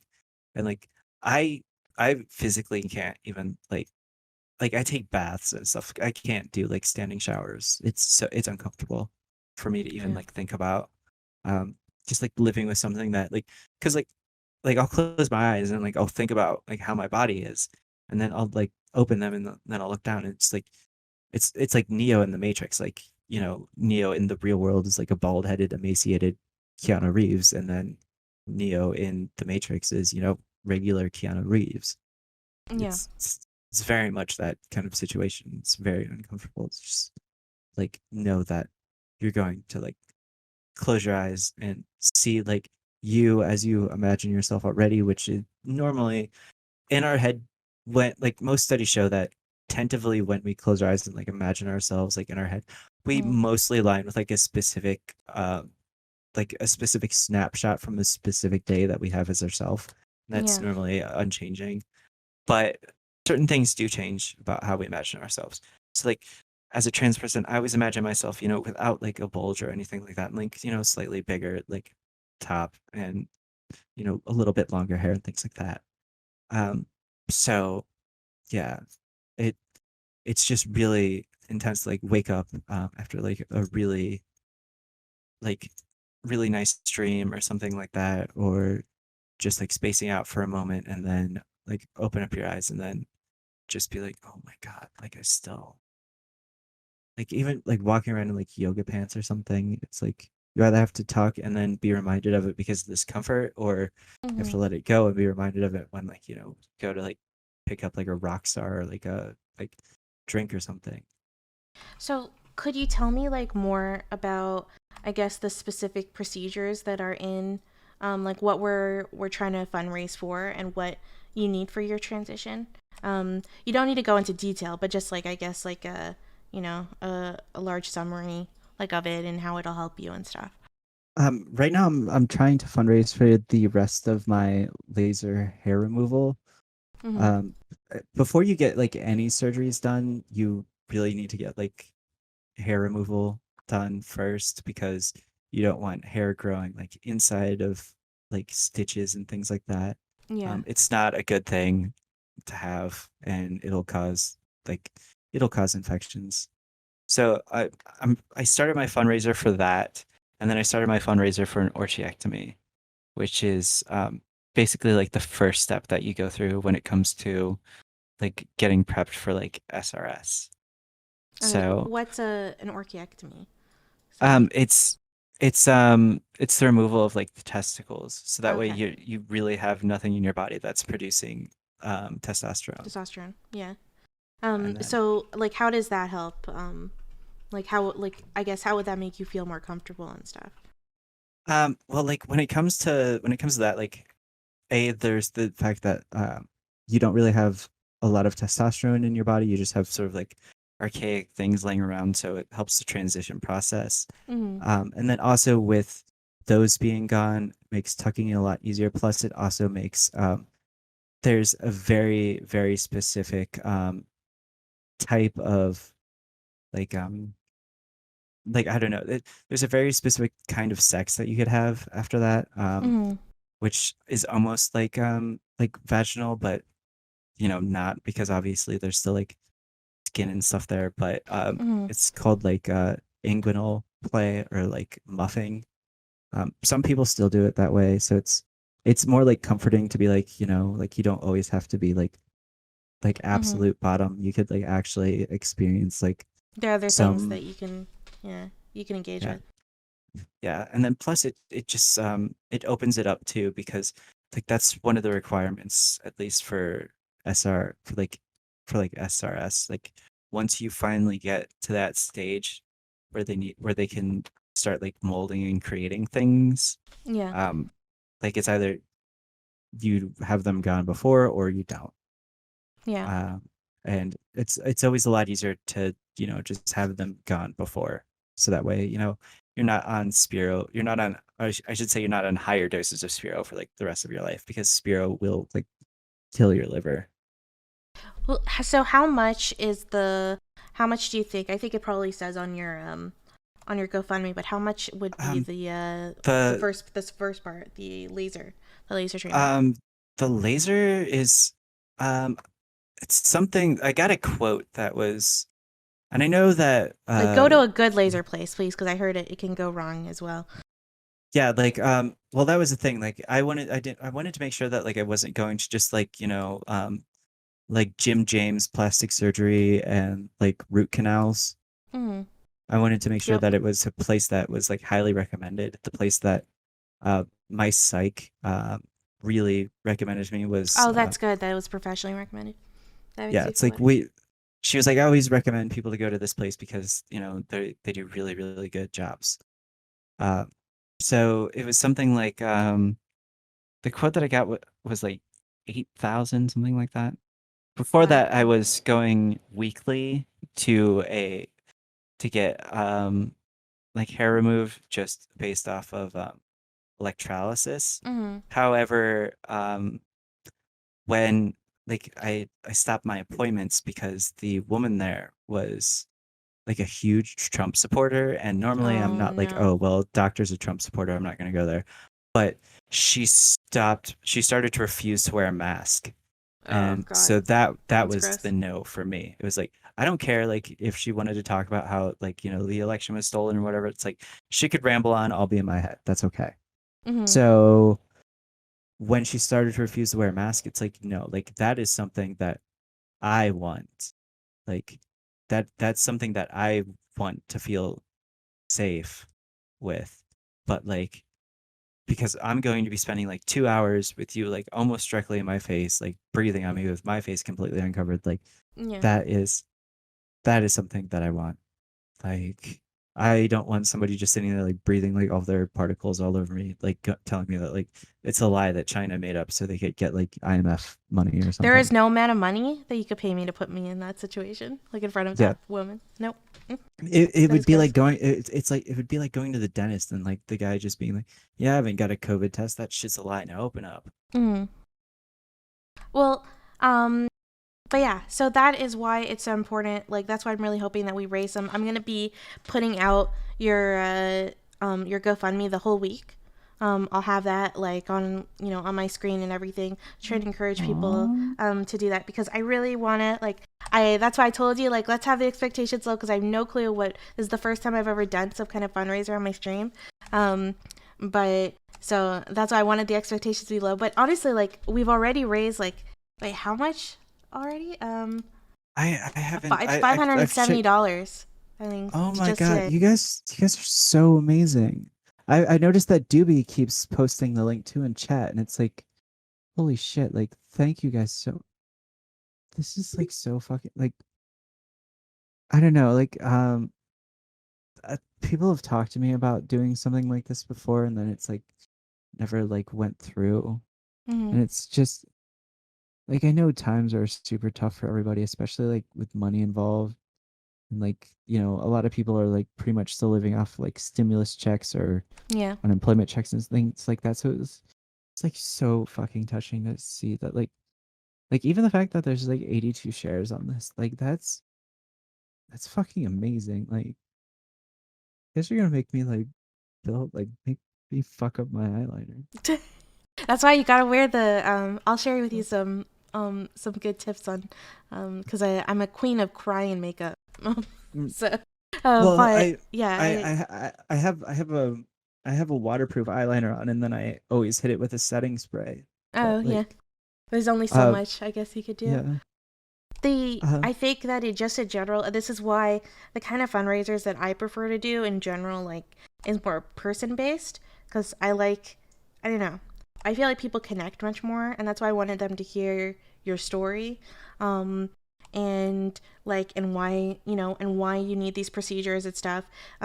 Thankfully in Canada, correct me if I'm wrong, but I'm pretty sure these things are covered, um, and at least some of them are covered. I know most of transitioning is covered by the Canadian government at OHIP. Um, and so I um, think it's really gross that it's not covered in the United States. So yeah, if there's anything in general that we can do, like honestly, even if you just have like a few dollars, just contributing to it like a bit for something that should be free, right? Because this is your medical care, right? This shouldn't be something that you have to ask for. like wow, I don't know. That's like let me catch my breath here for a second. Yeah, yeah, of course. Um, oh my God, this is fucking awesome. Um, uh, I in regards to treatment in the United States, there's because I'm not considered a full-time employee of Amazon. Uh, Mm-hmm. if if I was a full-time employee, I would be covered for all of their trans surgery and things like that. However, it takes a really long time to get to like 36, 40 hours, especially when you have a lot of things going on in life and like a lot Mm-hmm. of like anxieties from like still going out, like still being like alone at night. It's like um so like I'm still trying to work up to that so that way I know that there's a little bit of that covered. I've heard that like a lot of state at, at least one of my friends who lives in Ohio, they're getting SRS done, and they they said that it's covered by the Ohio Medicare, or yeah, it'd be Medicare, I think. Just because they're like I don't know, I fall into the position of making too much money to qualify for government services, but not making enough money to like actually like do anything. Yeah, yeah. Um, Unfortunately, that's a common issue. yeah. Oh yeah, that's right, Raven Payne. You're in Ohio. Yeah, I'll have to invite you to my Discord server. Eris was in it for a little bit, but I'm pretty sure she got weirded out when like she saw that it was named like Cum Farming. No, I So didn't. I just didn't know. I didn't know that that was your Discord. I thought it was a. I didn't know who it was that was inviting me to it because you have a different name. That's why I was confused. yeah, no, I named it that after the okay, after the Socialism Done Left video came out, Oh yeah. and he was going around his DMs and he was like, me asking for feet pics, this is obviously fake. And Mm-hmm. then he went to like another one and he's like, now me saying that I want her to be a cum farmer. This Oh no. there's more context here to add. I want and then he went on like a really weird, like esoteric explanation about how like it's actually an in joke, but they suddenly forgot it was an in joke or something. Mm-hmm. And I was just like, holy shit, cum farmer is just it's too gold of a name to pass up. So I switched the name of my Discord from like right now I changed it back to my normal name where it's like Destiny Orbiter like right now my Discord name is Destiny Orbiter number 19021.gg. You know what? I Um think something that I think is cool about, I guess, like how you're doing your transition, because I know that everyone kind of prioritizes different things with their transition, and everyone's transition is a little different. But when it comes to like the medical aspect, but with you, with especially with you first raising, like raising money to go for something with laser hair removal, is that like in that sense, like every dollar counts. Like you actually don't need to hit that big number right away because you can get like individual treatments, right? um Um, the way that at least the way that because there's a chain of places that do it in Ohio and Pennsylvania, mm-hmm, and they're called what is the fucking name of it? Ideal Image Laser Spa Removal. That's the name of it. You could mm-hmm, do payment plans for the sessions, or you could pay it all up front. But every month you still have to put like a little bit down.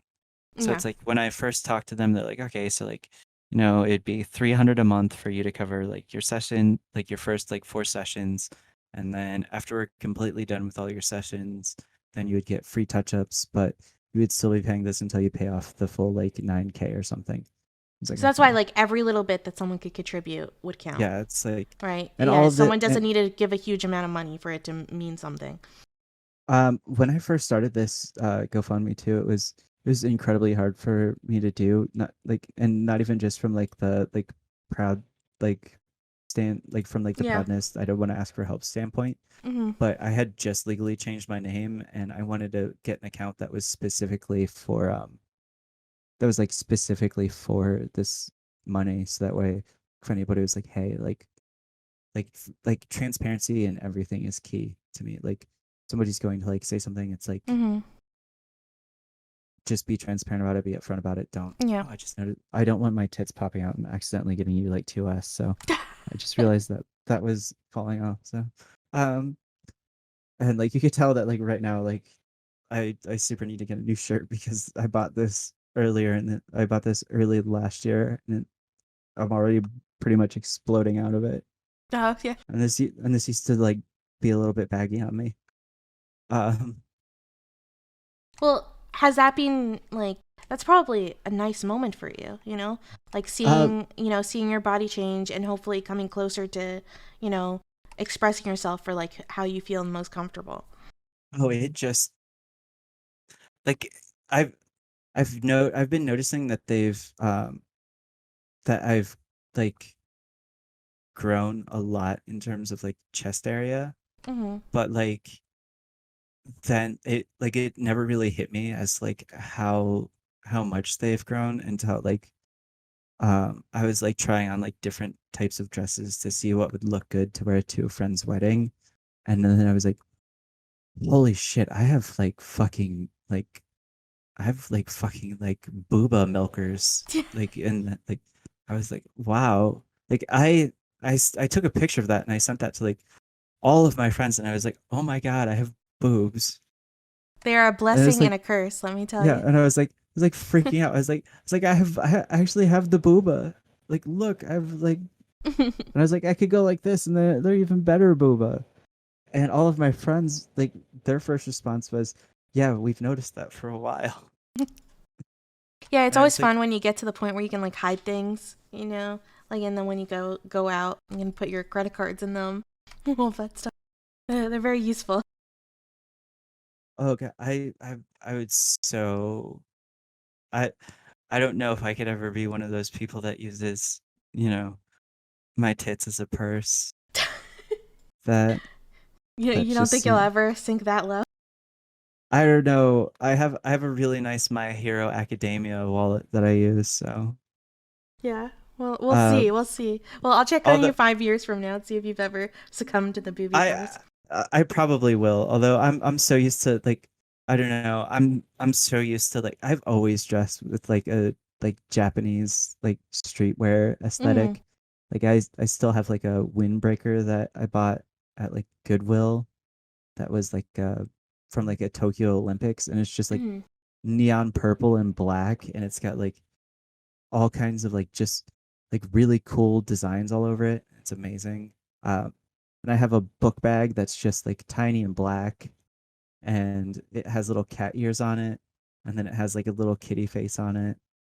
And I've got like a hoodie that's also a dress that's That's cool. just got like a yeah, like I don't know. I've always found that like I've always found Asian streetwear really really cool, especially when I would go and visit like my mother's family and Hmm. just like see the way that like even people always think of Singapore as being like the most boring Asian country in the world No, it's when like it's like actually the opposite because it's so diverse. yeah, it's so diverse and it's like literally one city. It's the only nation state that still exists in the world. Yeah. And so it's literally like a cyberpunk. Like if you're into cyberpunk, it's like the place that you want to go to Yeah. because it's I one would city love to that's go to like Singapore. Love to. oh, it's amazing. Yeah. And everybody there like dresses diverse. Like there's so much like there's like so much influence of like Chinese style streetwear and Japanese style streetwear and K-pop influence. And then like you'll see just um you'll find broken design. You'll find a lot of JoJo references around. I don't even know what JoJo is. Whenever people You've say that, I'm you've so confused. you've never watched JoJo? No, I'm uncultured. Okay. I'm sorry. Okay, we're gonna have to have a movie night stream on my Discord one day, Eris, and I'm gonna show you I'm like down. at least like the first few series of JoJo. Yeah, It's no, I'm totally down. it's Is it an anime? yeah, it's an anime. Yeah, the only anime I've seen is myself and Sailor Moon. Yeah. I was gonna say, like, you're becoming my favorite Twitch anime. Uh, thank you, thank you. That's why whenever people call me a hypocrite for or being a poser for being an anime girl, but I don't watch anime, I'm always like, well, do the girls in the anime do they watch anime? I don't know, right? I mean, Because they are the anime. Technically Sailor Venus does watch anime. Oh, really? Yeah, Sailor there's Venus. there's a few episodes where she's watching TV and like you don't know if it's supposed to be like IRL, like in their world, if it's like the version of normal TV, Yeah. but like it's definitely it looks like she just watches anime. Cool. Well, And actually, no, that reminds me. Growing up, I used to love Sailor Moon. I used to. Everybody at school used to talk about Dragon Ball Z, and I used to be like, "Yeah, but like, what if Tuxedo Mask showed up and threw a rose at you?" mhm. Like, I remember having a big crush on Tuxedo Mask. oh my Like god, for sure. that's Tuxedo Mask is the perfect person. Very sexy. I want, yes, sexy, mysterious, and always knows when to give you flowers. Yeah, exactly. Um, but honestly, like first of all, Ali, I wanted to do this, and I got the idea for do this because you've been amazing. Like in my Twitter messages, like we got to know each other there, and you've been really supportive. Um, and yeah, you're like incredibly for people who don't know you, like you're an incredibly kind person behind the scenes, like with a huge amount of empathy, and you helped me go through something that was really hard for me. So I wanted to thank you for that. Like, Number yeah, one. it's not a problem. Like And I like yeah, know you that didn't need to do that stuff, right? Like and you still did, and that meant a lot. yeah, like Um anytime somebody's like, you know, being attacked for like or being told like very specific, horribly uncomfortable things, like nobody should have to deal with that ever. And like there despite the fact that my Twitter essentially comes off as if Destiny is writing most of the tweets, like it's like a cross between like Destiny and horny posting.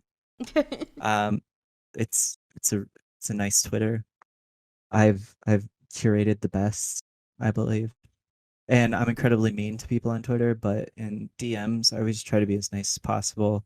Um, it's just like seeing like people attack you or like people being like or like questioning like the Jewishness of you. It's like I don't think that that is anything that anybody should have to go through.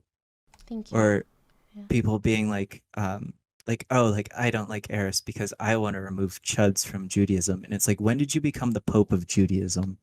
Yeah. Like are you the moral arbiter of what is and isn't Jewish? Like it's like nobody gets to decide what is and isn't anti-Semitism. If somebody feels that they're being the victim of anti-Semitism, then they are.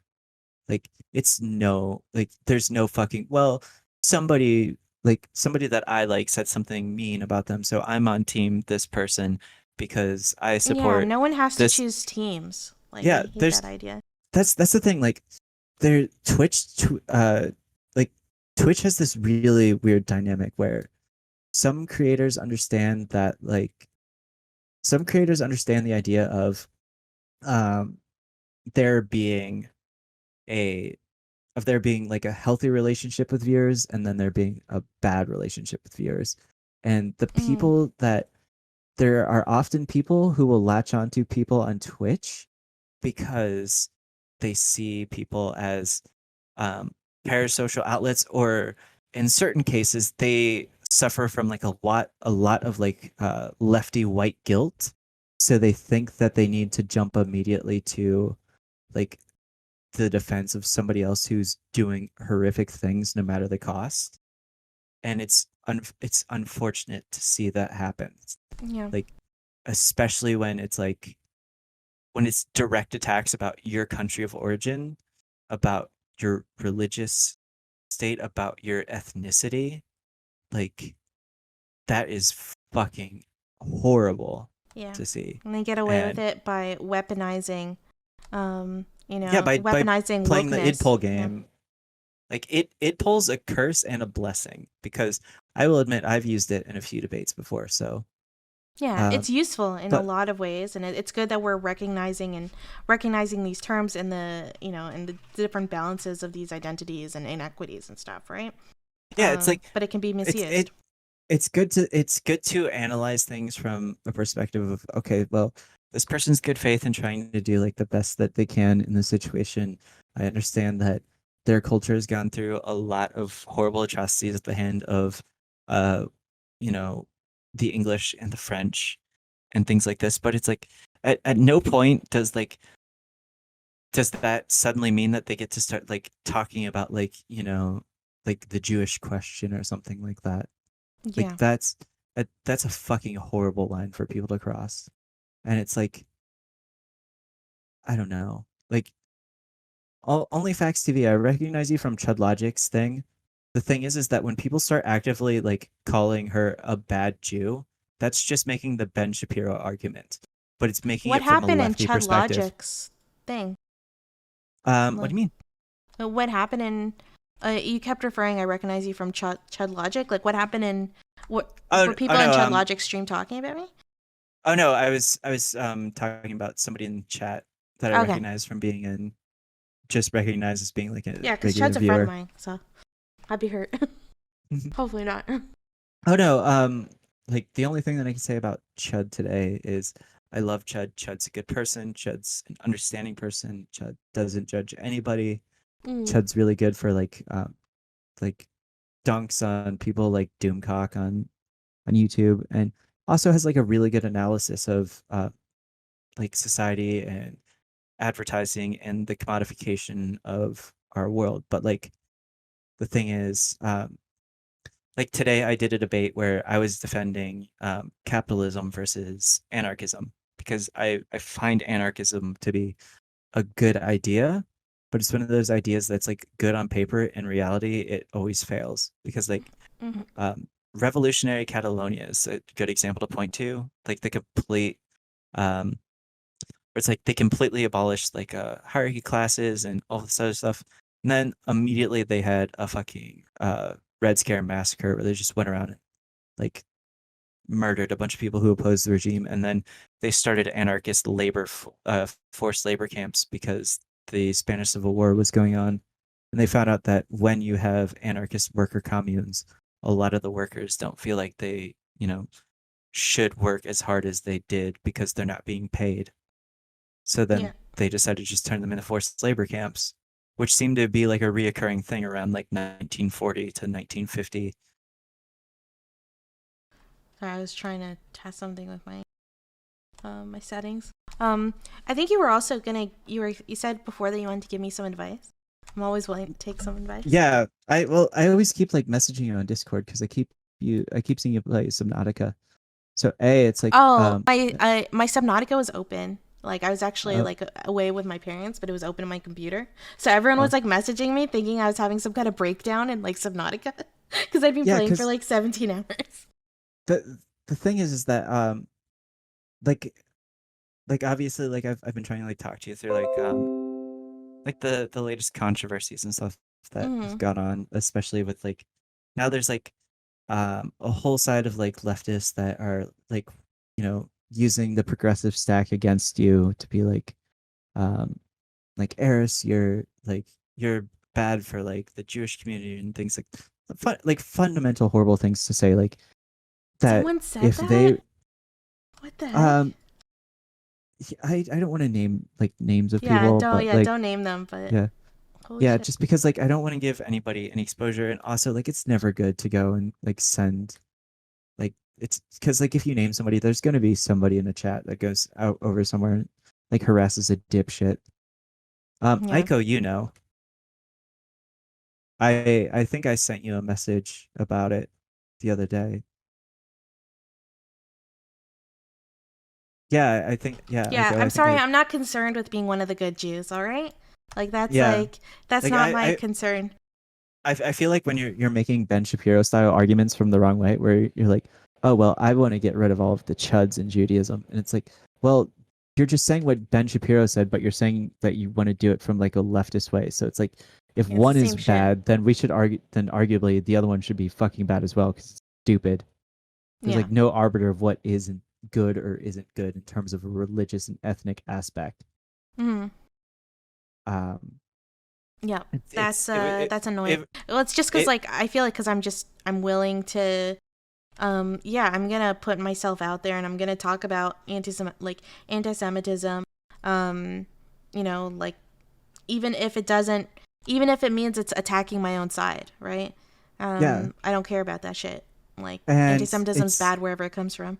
it's like if I wanted to remove all of the chuds from Islam, it'd be like, well, all right, then I guess I'm just gonna have to remove like all of Saudi Arabia, in my opinion, because as a Yeah. Shia, like apparently we're just genetically programmed to not like Sunnis, but I don't do that. I get along with a lot of Sunnis. We Hmm. just happen to disagree with how, um, like we just disagree fundamentally about like how things should be interpreted in terms of different things. Like there's no right or wrong when it's religion. It's fucking religion, ethnicity. Yeah.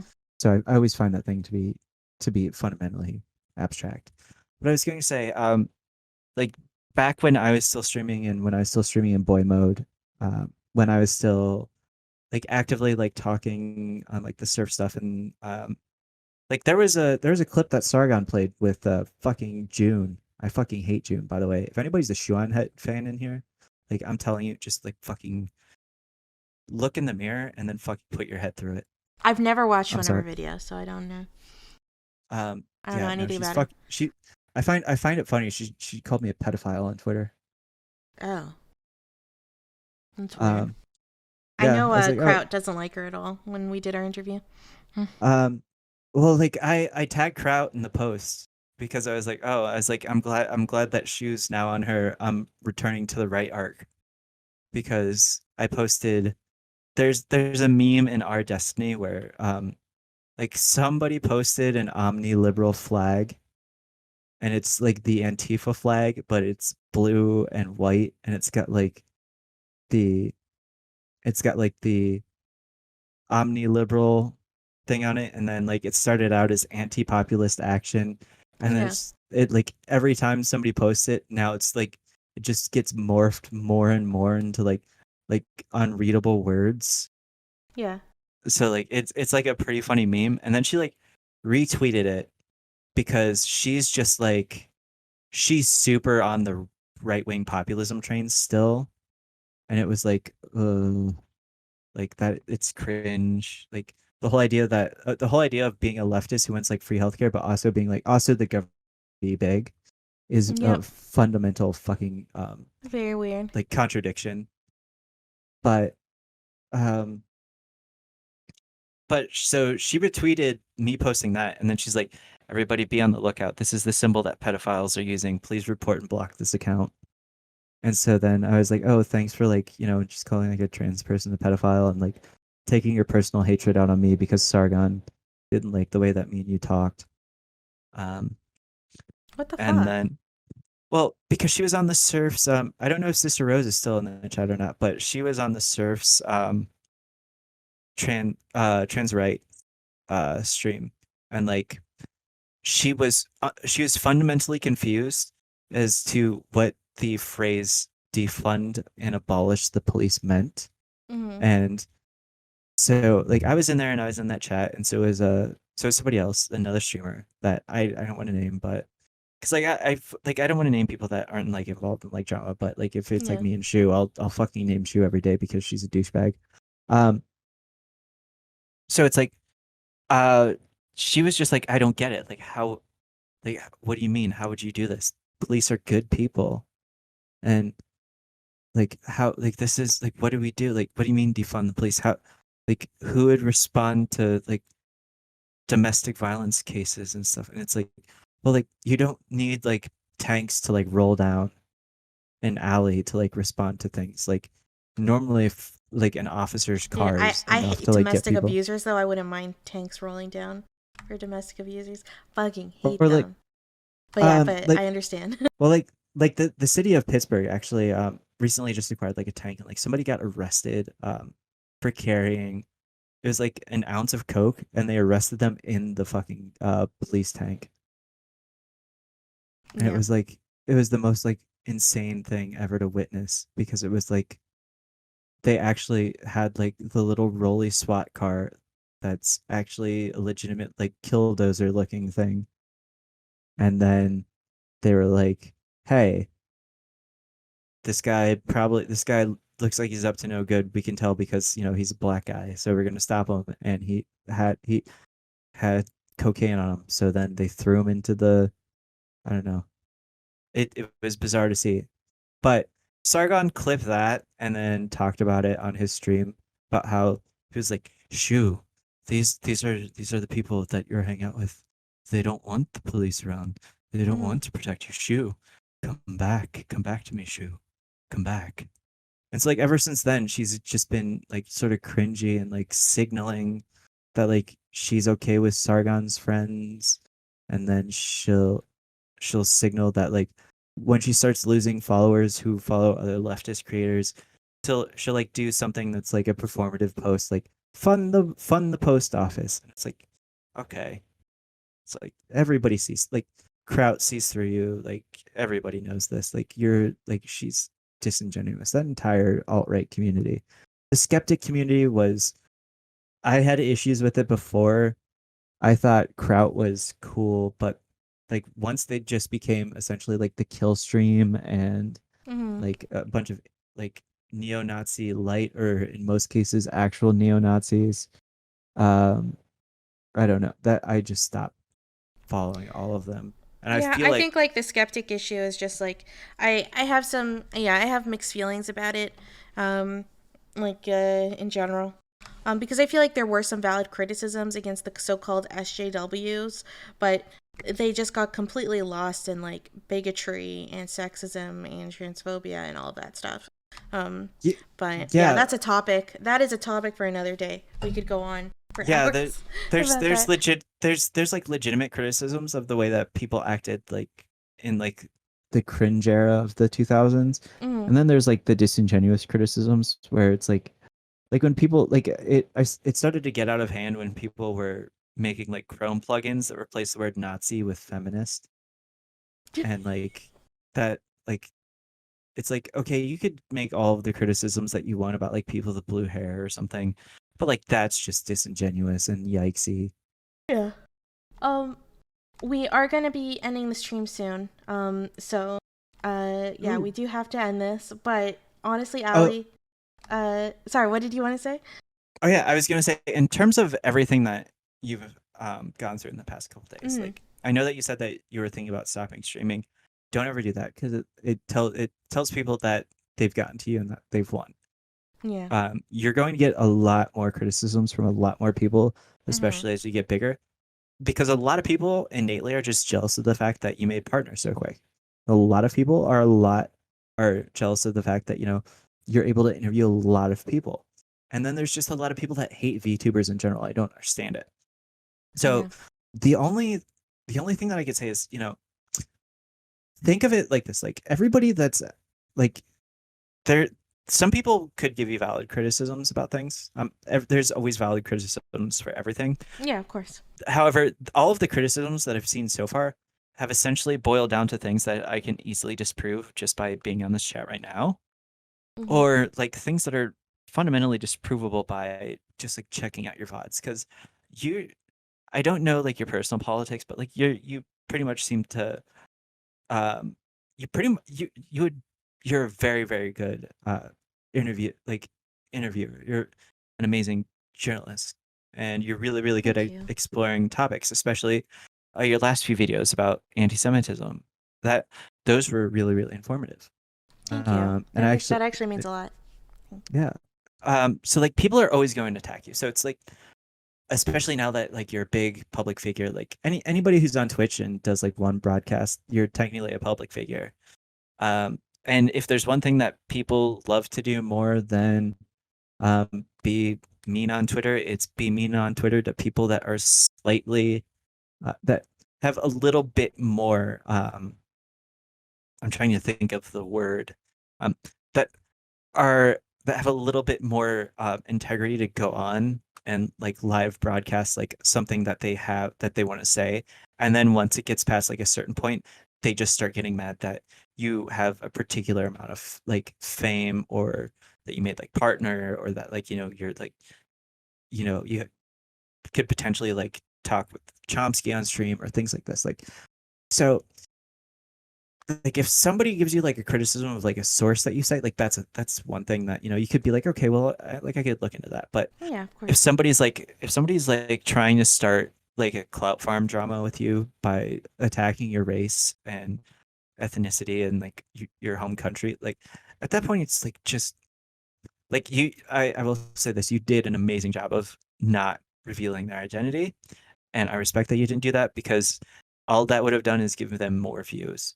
Mm. um and there's I know that there's other people that are attacking you for like various things.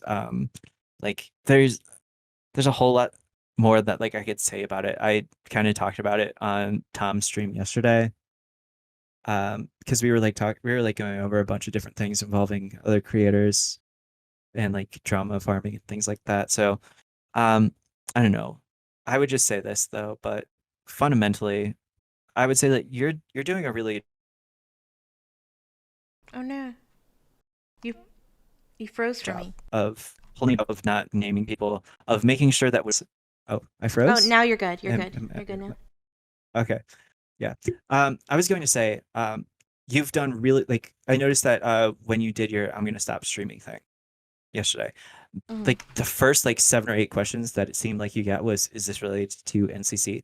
And I really really think that it was a really really good and amazing thing that you did, where it was, no, this is not related to Irene, this isn't about any of that, this is something completely different, this is fundamentally Hmm. attacking my existence as a human being.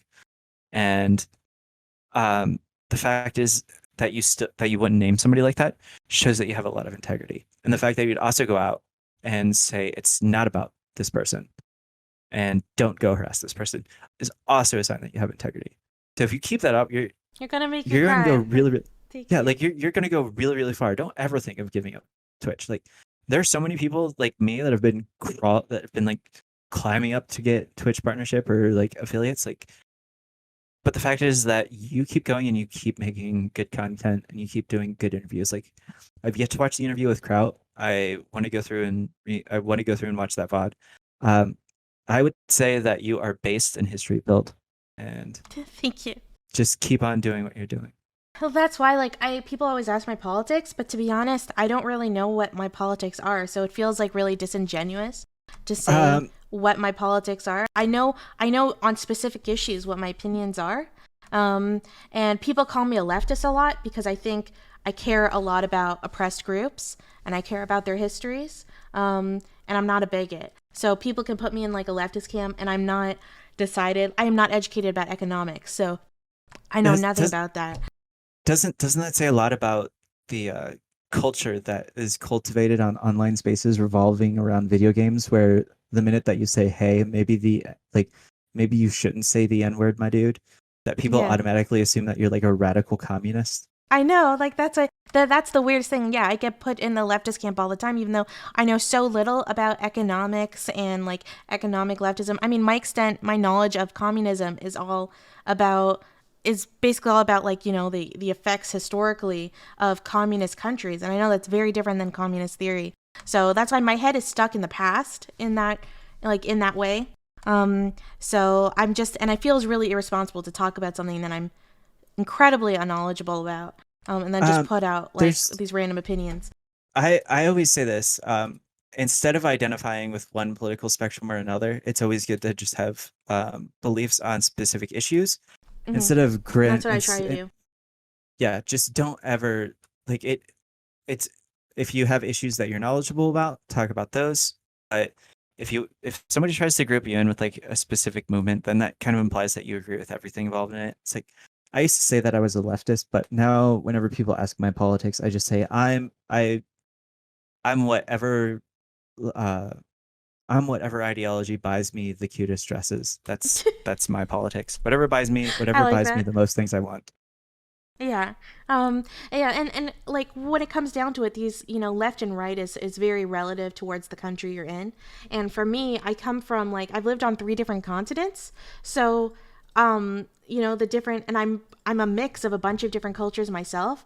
So that's why those left and right terms don't mean much to me, because it's very very different.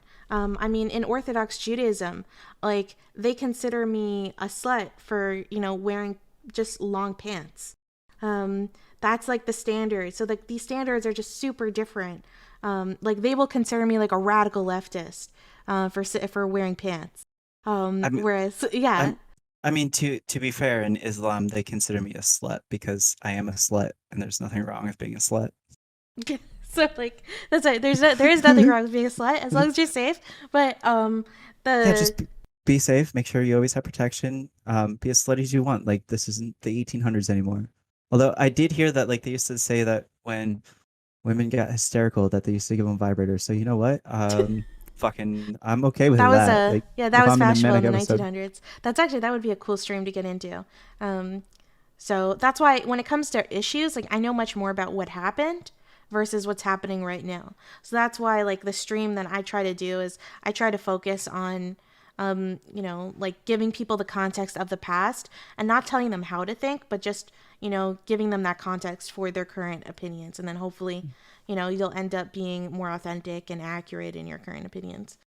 Yeah, and plus with history, it's like during my debate today on Chud's channel, um, I was debating why I believe that capitalism is better than anarchism and why I think that um liberalism is not like everybody always says like oh you fucking liberal or like they they use the right wing meme of liberal tears and stuff like that. It's like if you get into the history of liberalism and you read like Friedrich Bastiat, which Hmm. I mean both Bastiats are pretty based, but still. Um One's a streamer who's really, really based. The other one's a really, really good political thinker that is super for liberty and the belief that you should own uh property but not exploit property. So like I don't know. Sister Well, Rose, if you don't agree I know if my Sister Rose doesn't instinct. agree with my take, hold on here. I don't know if you could show my desktop on screen. No, Oh, you would wait. have to if you stream it, Yeah, in Discord. I could I show it.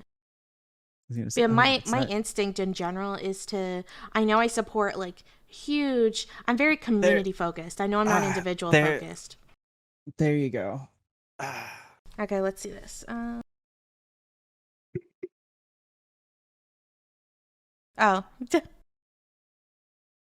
ah. huge Bastian fan.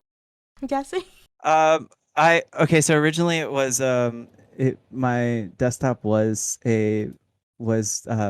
like Slavoj Žižek as Thanos because I thought that was funny. And then today when I was doing a stream on why liberalism is awesome, Hmm. I was like I'm gonna make this as my desktop for when I'm doing something, and in case if I need to like share notes on stream or something that I've taken. The first thing people are gonna see is do it for him, and it's just a bunch of pictures of Bastia. Well, I guess Um, like ideologically, I think ideologically, like if I'm just wondering, I wouldn't be considered. I don't think I would be considered a capitalist because I don't particularly like capitalism. Um, and I see like a lot of issues with it. But at the same time, I'm not educated enough to give any like, Well, like good critiques of it. that's So the it's thing all though, is instinctual based. that's the thing though, is like economics is really integrated into neoliberal theory. Mm-hmm. Liberal theory on itself is just the notion that you need to have freedom, unity, and equality. That's the actual original thing, is that you have innate rights to freedom, liberty, and equality. And I'm pretty sure that's why like Bastiat's like called like a neoliberal shell, because on all of his streams he's always like, I think that you need to maximize the most freedom that you have and minimize the inequality. It's like those are ideas that I could get behind. Now, when it comes to economic systems, we need to make sure that there are things in place so that way there's a good social safety net, and there is a way that we can make sure that people who are in spots where they like right now, most Americans, it's sad to say, are $200 away from being completely devastated and homeless. So we need to make sure that that doesn't happen. As to what system gets us there, I'm not exactly sure economically. There, you could have a mix of systems, but the thing is like people throw around like ideas for like global warming, like degrowth, and it's like degrowth is just not wanting to admit that you're like an anarcho-primitivist, because Mm-hmm. people hear ideas and instead of researching them, they just repeat them. So they don't understand that resource usage scales exponentially, not linearly. And there's also something called Jevons paradox, where it's you could like the more you use materials in time, you get um, at some point you're going to get to the maximum efficiency of using those materials. So over time, eventually you will be using less coal to like generate power. However, um, for some reason, coal usage will exponentially go up, and there's been multiple solutions to the paradox. Like some of it's because, well, we've maximized our factories to use those. We've been able to build more plants. Some of it's, well, other places are using lesser developed technologies that burn through coal faster. But it's like it's just the paradox of living. Like we're not ever going to be in a post scarcity economy where we could just snap our fingers and Yeah. gold and coal appear in front of us and we could make carbon go away. Well, I We have a have to lot to find. learn. In general, I have a lot to learn about this stuff. The I know about the effects and history. I do not know about like the theory currently behind it. So I'm excited to get to know this stuff in theory. I know where my instincts are, and my instincts definitely lean much more towards like I guess SOCDEM stuff. But yeah, I definitely have to So learn more about it. sock dems are cool, lip socks are cool. I think it's Uh, cool. I think that but yeah, honestly we though. should be. Sorry to interrupt you, but yeah, we Oh, should sorry. be ending the stream because yeah, we've gone longer, and I'm hungry. I haven't eaten. I only had that croissant today. That Ooh, people yeah, thought you had need to killed get me. something you need to get something to eat. Get a Yeah, I need to pizza. learn how to balance this whole thing. I'm struggling like because like Um, there's so much work behind the scenes that goes into, I guess this whole like online job, and running CC on top of that. It's like it's a I lot. So I ate a pizza on stream when I was going yeah, I need to over start eating on economic stream. I think arguments. that might Like be good. I'm really guilty of like eating peanut butter pad thai on stream, or pizza on stream, or breadsticks on stream, or things like that. Yeah, And I'll just sit there with like a mouthful of like food and like yell at the video that I'm watching at that time. yeah. And But I don't know. yeah, thanks. Honestly, Ali, thank you so much. Thanks for everything that you've done. Yeah. And thanks Oh, for opening up. I know that was hard. We got yeah. into there were some hard things that you had to talk about, and I really appreciated you being like open and honest with me about that experience. And I think like honestly my viewers appreciated that too. And Yeah. yeah, I hope that we get you closer to your goal.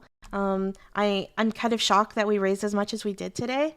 I am too. So I'm yeah, we'll just be doing it the whole week, and hopefully we get just like a few more hundred closer. That would be super cool. And anyone who contributed, thank you. Like, thank you so much. That's why I wasn't pushing for subs today and stuff. Like yeah, I really wanted the focus to be on contributing to like Allie's transition, and hopefully we can make this a regular thing because just like I don't know, it's still just totally nuts to me that this actually costs you money, to have to pay for Yeah, this like needed treatment.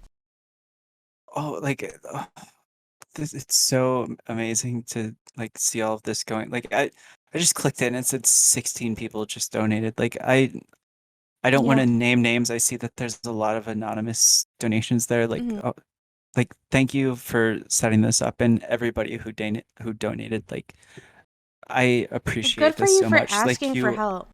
Like that is the hardest thing to do sometimes is to ask for help. yeah, Um, yeah. that's the first step to always overcome is, you know, Hmm. that. But at the same time, like thank you for doing this whole stream and talking about things and talking about trans issues. Like you've been doing a really good job talking about issues that people really don't want to consider, and Yeah. it's Thank you. really really good. And with that, I want to say, you know, I'll give you my normal sign off here, and that is, Eris, I love you. I Oh, hope thank that you. you stay safe. I hope that you wear a mask if you go outside, and I hope that you get vaccinated as soon as possible. I am And I hope vaccinated. that I need my second one. I'm waiting for awesome. that. Okay, good. And have a good rest of your day and get something to eat. Yeah, I will. Thank you. Thanks so much. Thank you. Mhm. Mhm. Bye. Bye.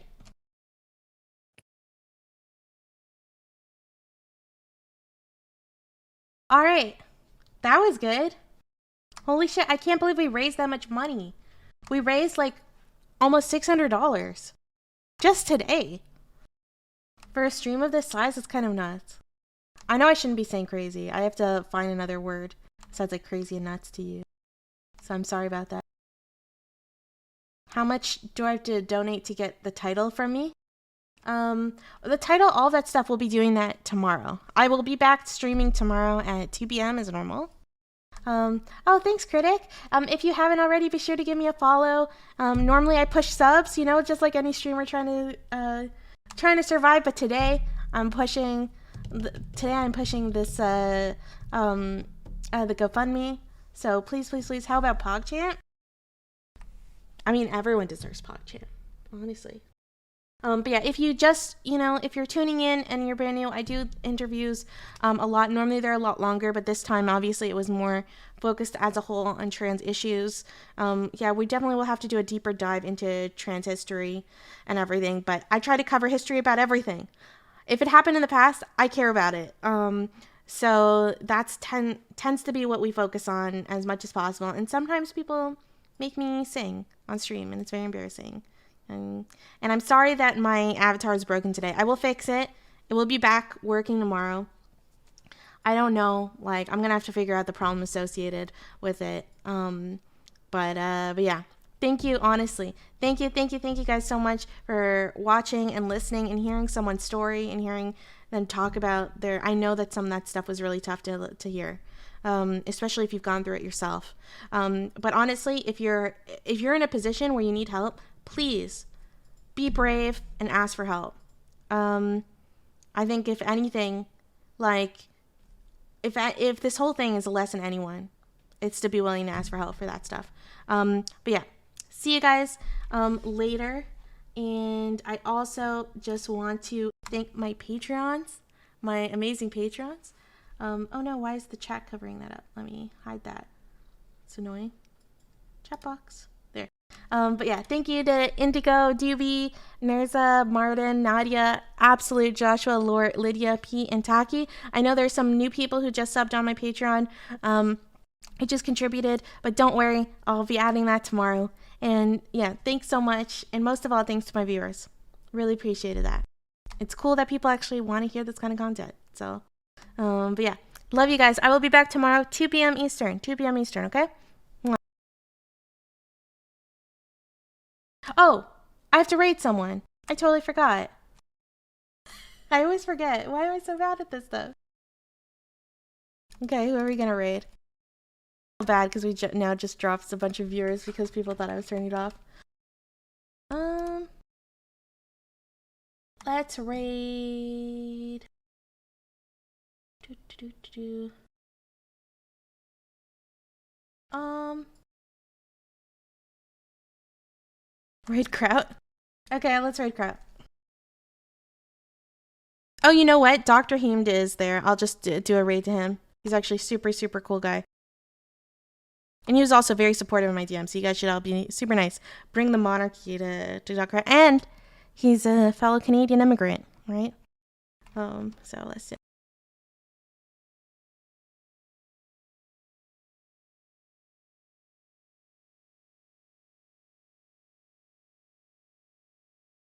Yeah, please bring the monarchy to Dr. Heemd.